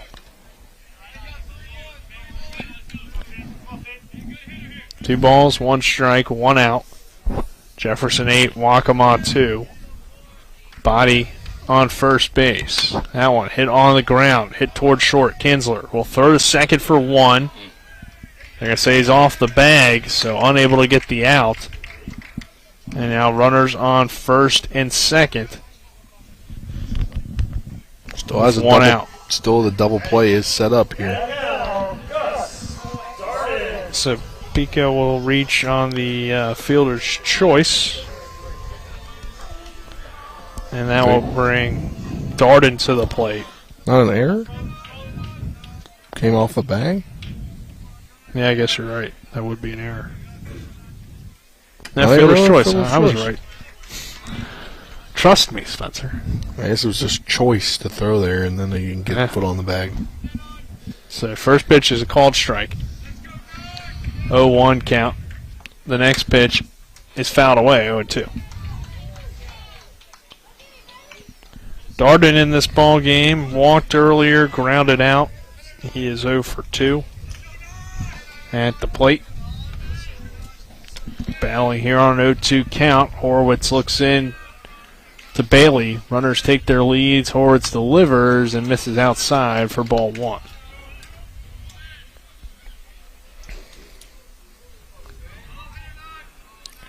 So Griffin Horowitz steps back on the mound on a 1-2 count with 1 away. And throws one in the dirt. Runners stay put. Good job by Bailey to block it and keep those runners on first and second. Pico on first, Body on second. Jefferson leading by 6 here in the bottom of the 7th inning. 2-2 count here on Darden with 1 away. Horowitz delivers the 2-2. And it's swing and a miss. Strike 3. Foul tipped into the glove. No. No. Okay. It was not into the glove. Foul all the way up into your living room. I thought that Horowitz or Bailey had secured that. Went into the living room. So the at-bat continues. Just got a piece. And that one just misses low for a ball. So 3 balls, 2 strikes. Horowitz now approaching, now over 60 pitches, about to throw a 63rd pitch of the evening. 3 balls, 2 strikes, 1 away. The pitch from Horowitz, high for ball 4. Now he's walked. The guy's on. The bases are juiced here. 1 out. That bases loaded, 1 away. Horowitz maybe losing a little bit of control, but seems like Coach Lowry wants to stick with him, not to use another pitcher. But if Clark were to come through with a hit here, I would imagine that has somebody at least warming up in case of that situation. Clark 1 for 3, 64 pitches for Horowitz. Pitch number 65 is a bouncer. Runners stay put with the bases loaded because it is an 8-2 game. So while it seems like a big lead, and it is, you know, with bases loaded here, as Coach Lowry now is going to have a conversation and may go to a relief pitcher. I mean, bases loaded, 1 swing of the bat, you're in a 2-run ball game just like that.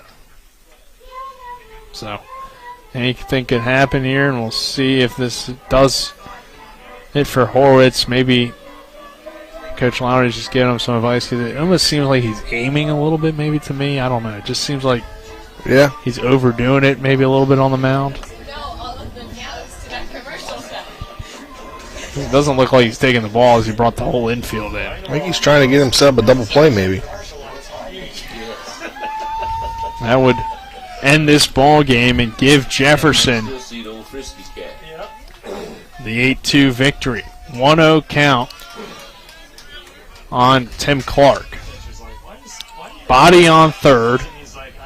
Pico on second, Darden on first for the Waccamaw Warriors. The pitch from Horowitz is low for ball 2. 2-0 count. 1 out in the inning.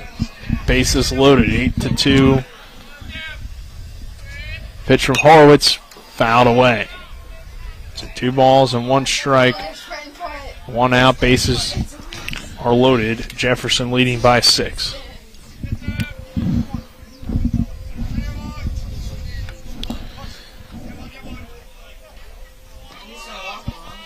Two balls, 1 strike. The pitch fouled away. Tim Clark battling here with 2 balls, 2 strikes, and 1 out. Bases are loaded for Waccamaw. A 6-run lead for the Cougars. Horowitz now approaching pitch number 69. Clark takes that pitch for a ball. So 3 balls, 2 strikes, 1 out. Griffin Horowitz delivers the next pitch. Bouncer hit towards second. They'll try to go to second. He's safe. Kinsler tried to get him on the toss. Really only had a play at first and didn't get the out. Run came across the score, so now 8-3. Jefferson leading Waccamaw. And we'll have a pinch runner.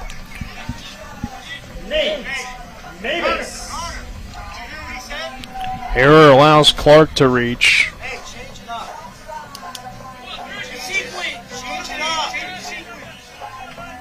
You can hear potentially over our headset Jefferson players and coaches trying to get the guys out there to change up the sequences. As you've had bases loaded, maybe they got some inclination of what pitches potentially are coming.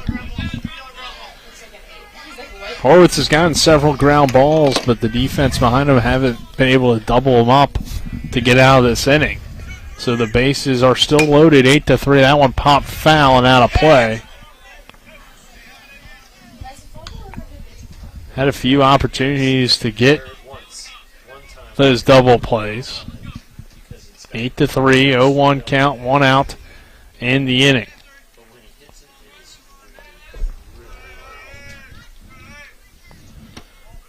Next pitch is taken for a ball by Nash. Nash is 0 for 1 today. 1-1, 1 out. Bases are loaded, double play ball in effect for the Cougars. That one hit on the ground, but foul. And it just seems like you may be right. Horowitz, kind of trying to aim for certain areas, and they're just keeping it alive. Yeah. And again, I mentioned, he's had 2 ground balls this inning. If you just go to first base, you're able to get out of the inning, but Jefferson, one of those double plays, and they haven't worked out at second for him. Strikes him out looking there. Down goes Nash for out number 2. Now the Warriors down to their final out here. Potentially go 0-2 to start this tournament.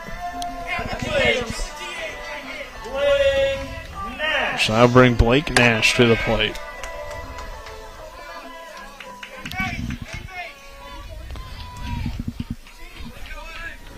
So Griffin Horowitz to deliver pitch number 75, and it's fouled away by Nash.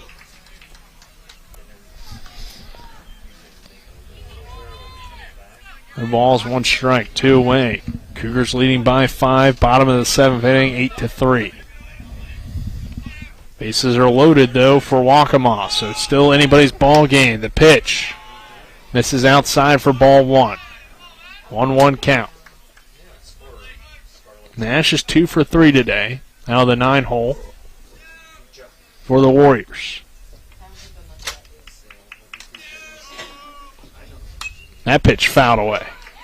Jefferson looking for win number 19 on the season, looking for the second win of this tournament to put them at 2-0. In a good position heading into Thursday's games. The final day of scheduled games, the end of pool play tomorrow. Tomorrow night they'll figure everything out for Friday and Saturday. 1-2 count. The pitch from Horowitz high for ball 2. So count even at 2 balls and 2 strikes. 2 away, a 5-run lead for the Cougars. Nash battling at the plate. He's 2 for 3 in the ball game. Horowitz looks into his catcher Bailey, delivers the 2-2, is fouled back into the netting, and the count stays even at 2 balls and 2 strikes. Nick, it took until right now till it messed up the camera. Prime time for the camera to potentially choke, and now you don't have a great angle at the plate, Spencer. 2-2, 2 outs. Bases loaded. The pitch from Horowitz. Did he go around? He did not, as Nash holds back on the 2-2. 3 balls, 2 strikes now. With 2 outs. Bases are loaded for Waccamaw. Horwitz trying to close this one out. The 3-2 misses outside for ball 4, and Waccamaw scores a run to make it 8-4. Now 1 swing and a bat, and we got a tie ball game. All of a sudden. But a throw down, and Jefferson gets the out, and the ball game's over.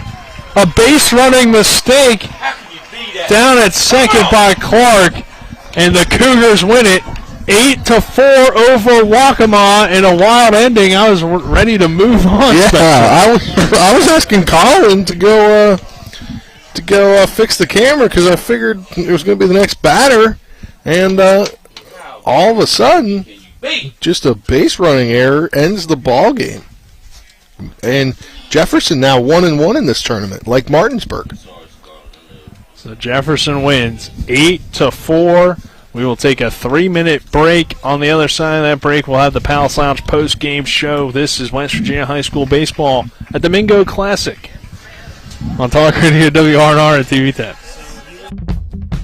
Hagerstown Ford continues to be your leader in car sales up and down the I-81 corridor. We will beat any and all competitors' prices, and we've made buying a new car easier than ever with 1-day delivery better than Amazon and a return policy better than Walmart. Your satisfaction is our guarantee. If you don't like it, simply return it and we'll come pick it up. No questions asked.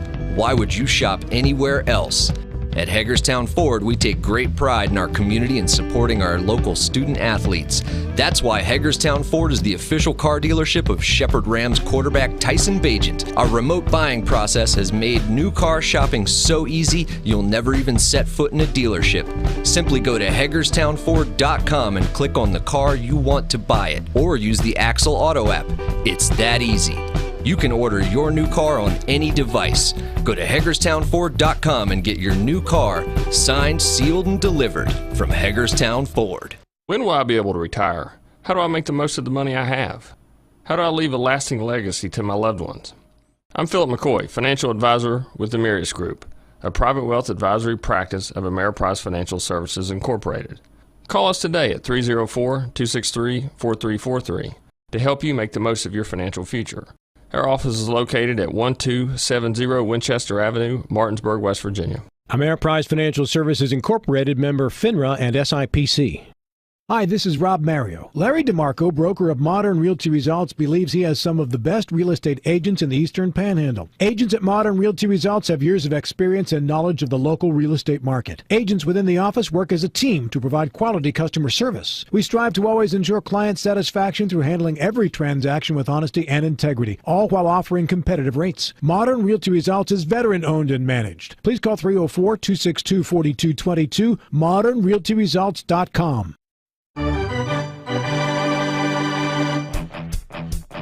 The game may be over, but don't go away just yet. We've got a complete game recap, analysis, stats, the player of the game, and we'll prepare you for our next broadcast.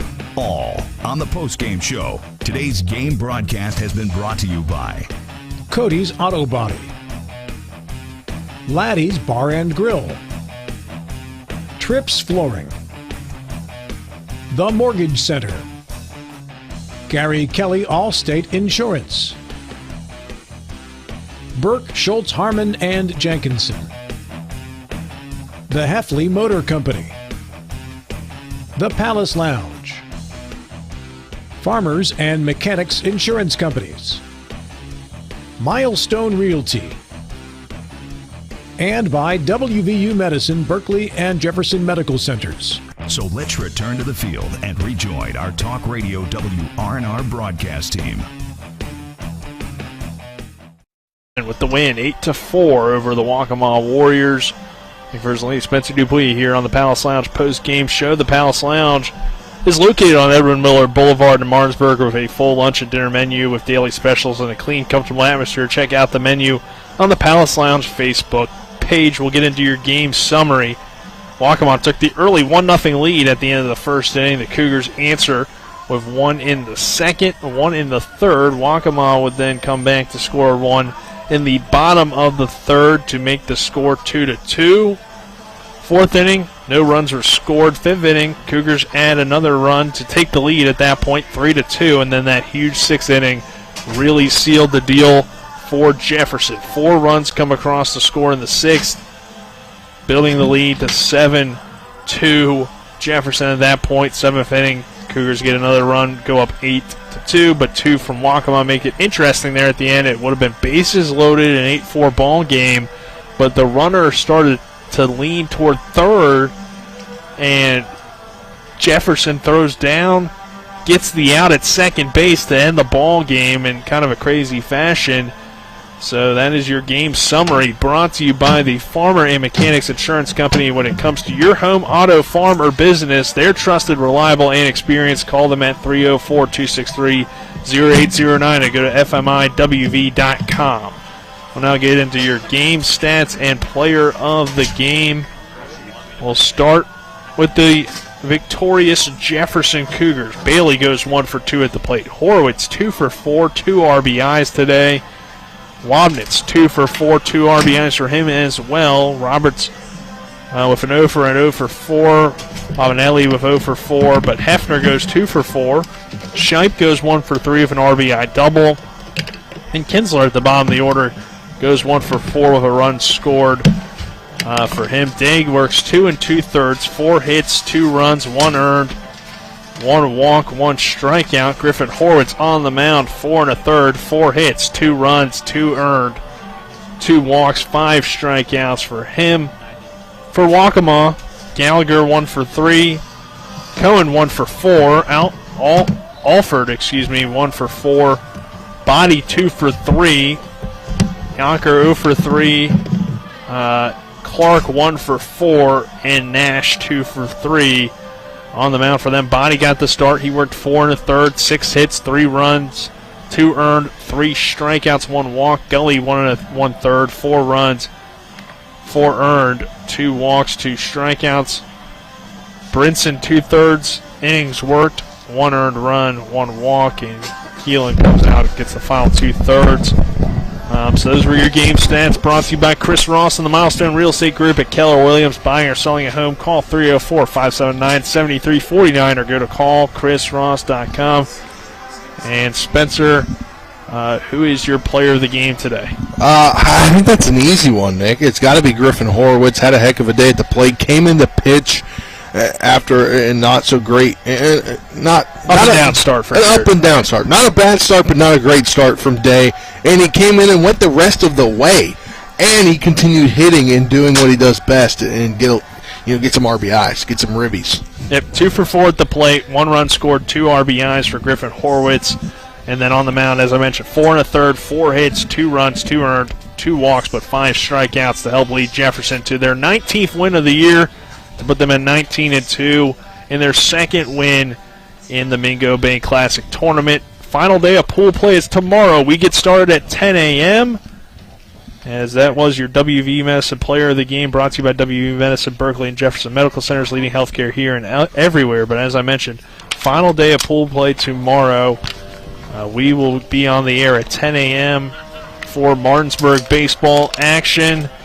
That does it for us here in Myrtle Beach. We'll send it back to Martinsburg, where Avery Newport will be with you for the minor relay results post-game scoreboard show. For Avery Newport, Colin McLaughlin, Spencer Dupuis, I'm Nick Verzolini saying so long, everyone. We'll talk to you in 14 hours. 14 short hours. Life can get in the way these days. We all know that. Work commitments, social commitments, volunteer commitments, family commitments. You put your heart into all of it. You've got enough to worry about already. Your roof shouldn't be one of those things. Everything should just work. But when your roof is in need of an upgrade, you shouldn't have to worry about that either. Modern Renovations, your four-state roofing solution. Reminding you that home is where the heart really is. With 4 new car dealerships and 4 used car dealerships in 3 states, Parsons is the largest used car and fastest growing new car dealer in the tri-state area. Take Parsons Ford with huge savings on hundreds of new Fords, financing from 0%, Parsons' goal of financing for all, and Parsons' famous above-market trade-in allowances that help make Parsons #1 for used cars too. See why so many won't buy anywhere but Parsons Ford in Martinsburg. We became #1 by making you #1 first. Parsons. Ever try to collect on an insurance claim? Perhaps a homeowner's claim, auto accident, or fire. Insurance companies collect money from you for protection should something bad happen. And when it does, they don't want to pay, or they offer too little. At Mansion Ferretti, we have an attorney who worked defending insurance companies and knows all the dirty tricks they play to deny or lowball your claim. Call us today for help in getting what you really deserve. Mansion Ferretti, when you need justice.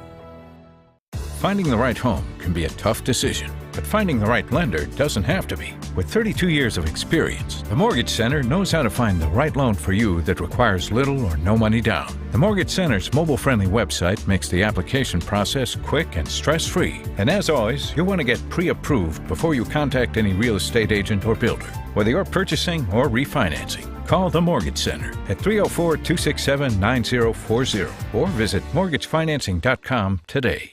The Palace Lounge in Martinsburg has a brand new list of daily specials. Monday, stop on in for burger night or enjoy a nice juicy steak every Tuesday and Wednesday. The Palace Lounge also offers freshly steamed shrimp Thursdays and chef specials every Friday and Saturday. Sunday is all-day breakfast and there are drink specials daily too. So come enjoy the Palace Lounge. You can find them on Facebook or call 304-267-7520. The Palace Lounge is located at 1350 Edwin Miller Boulevard.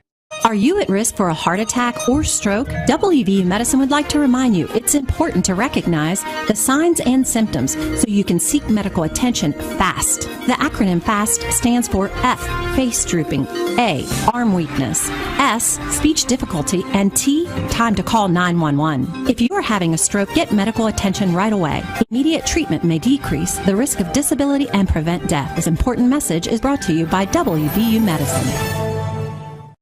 Looking for some nightlife? Then look no further. Laddie's Bar and Grill has a full bar and kitchen, pool table, and entertainment with great food at affordable prices. You can dine in or carry out by calling us at 304-263-5233. Laddie's is open Monday through Saturdays from 8 a.m. to 3 a.m. and Sundays from 10 a.m. to 3 a.m. We serve breakfast all day long, and our lunch and dinner specials are posted every day on our Facebook page. So stop on in to Laddie's Bar and Grill, located at 107 Lutz Avenue in Martinsburg. Mayhem is everywhere. I'm your new bangs, and you can't stop staring at me. That's it. Just tilt the rearview mirror over here. And while you're checking me out more times than a library book, your car is wandering into that lane over there. More bangs. Neat. And if you've got cut rate insurance, you could be paying for this yourself. So get Allstate. Call Martinsburg Allstate agent Gary Kelly today at 304-263-4596.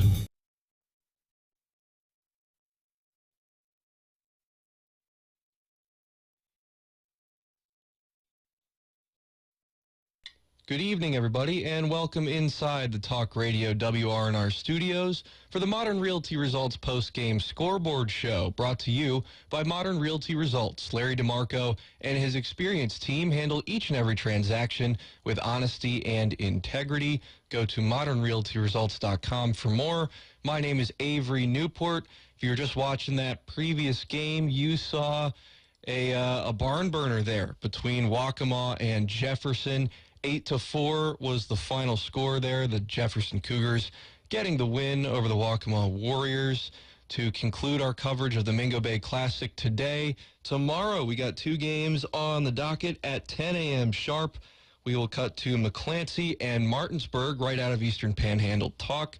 That game starts at 10 a.m., and then later on in the day at 3 o'clock, we'll have another game for you, Bishop O'Connell against Spring Mills. So those are the two games on the docket for us tomorrow, covering the Mingo Bay Classic on Talk Radio WRNR and TV 10.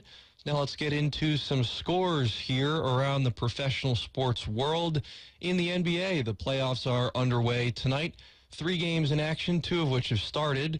And in Boston at the TD Garden, the Nets lead by 10 over the Celtics, 65-55 at halftime.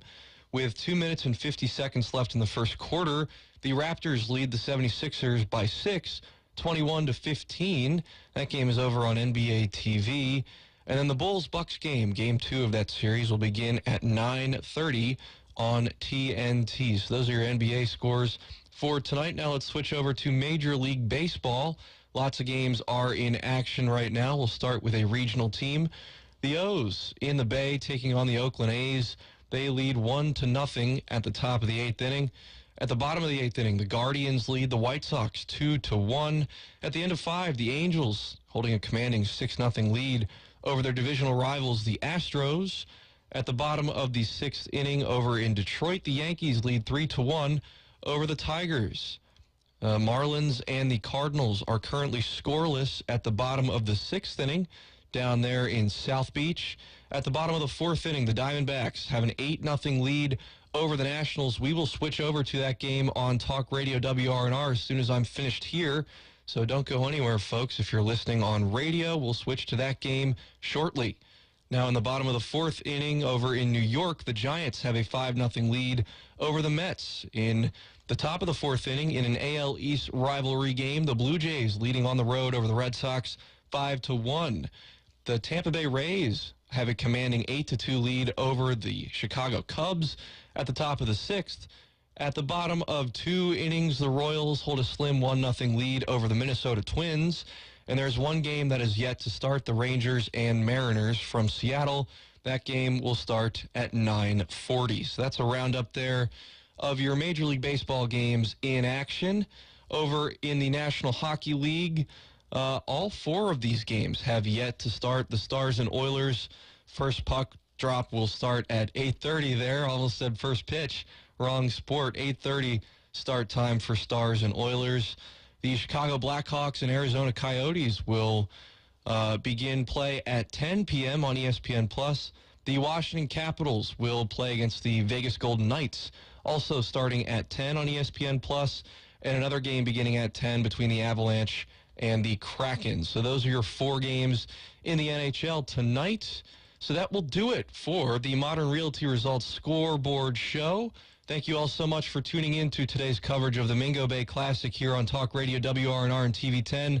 Once again, we'll have 2 games for you from South Carolina tomorrow. McClancy and Martinsburg will begin at 10 a.m. right after Eastern Panhandle Talk. And then at 3 o'clock, yes, 3 o'clock, and not 3:30, 3 o'clock, the Bishop O'Connell Knights will play against the Spring Mills Cardinals. And those are the 2 games we'll have for you tomorrow on Talk Radio WRNR and TV 10. Now, we will switch to coverage of the Washington Nationals and the Arizona Diamondbacks on Talk Radio WRNR if you're listening on radio. Once again, thanks so much for tuning in to today's broadcast, everybody. My name is Avery Newport. Now we will switch you over to Nationals baseball.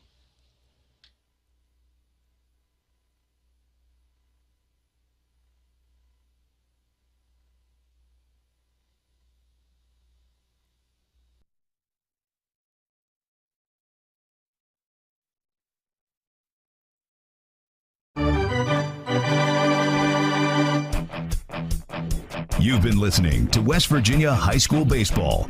Today's game broadcast has been brought to you by Bechtel Jewelers, the Brown Funeral Homes and Cremations, CMA Honda of Winchester, Hagerstown Ford, the Mansion Ferretti Law Firm, the Mountaineer Grill and Pub, the Mirius Group of Financial Advisors, Orsini's Home Store, Kent Parsons Ford of Martinsburg, Modern Realty Results, and the Skinner Law Firm. For the continued excitement of high school, college, and Major League Baseball, keep it tuned to FM 106.5, AM 740, Comcast Cable Channel 10, and online talkradio WRNR.com. All rights reserved.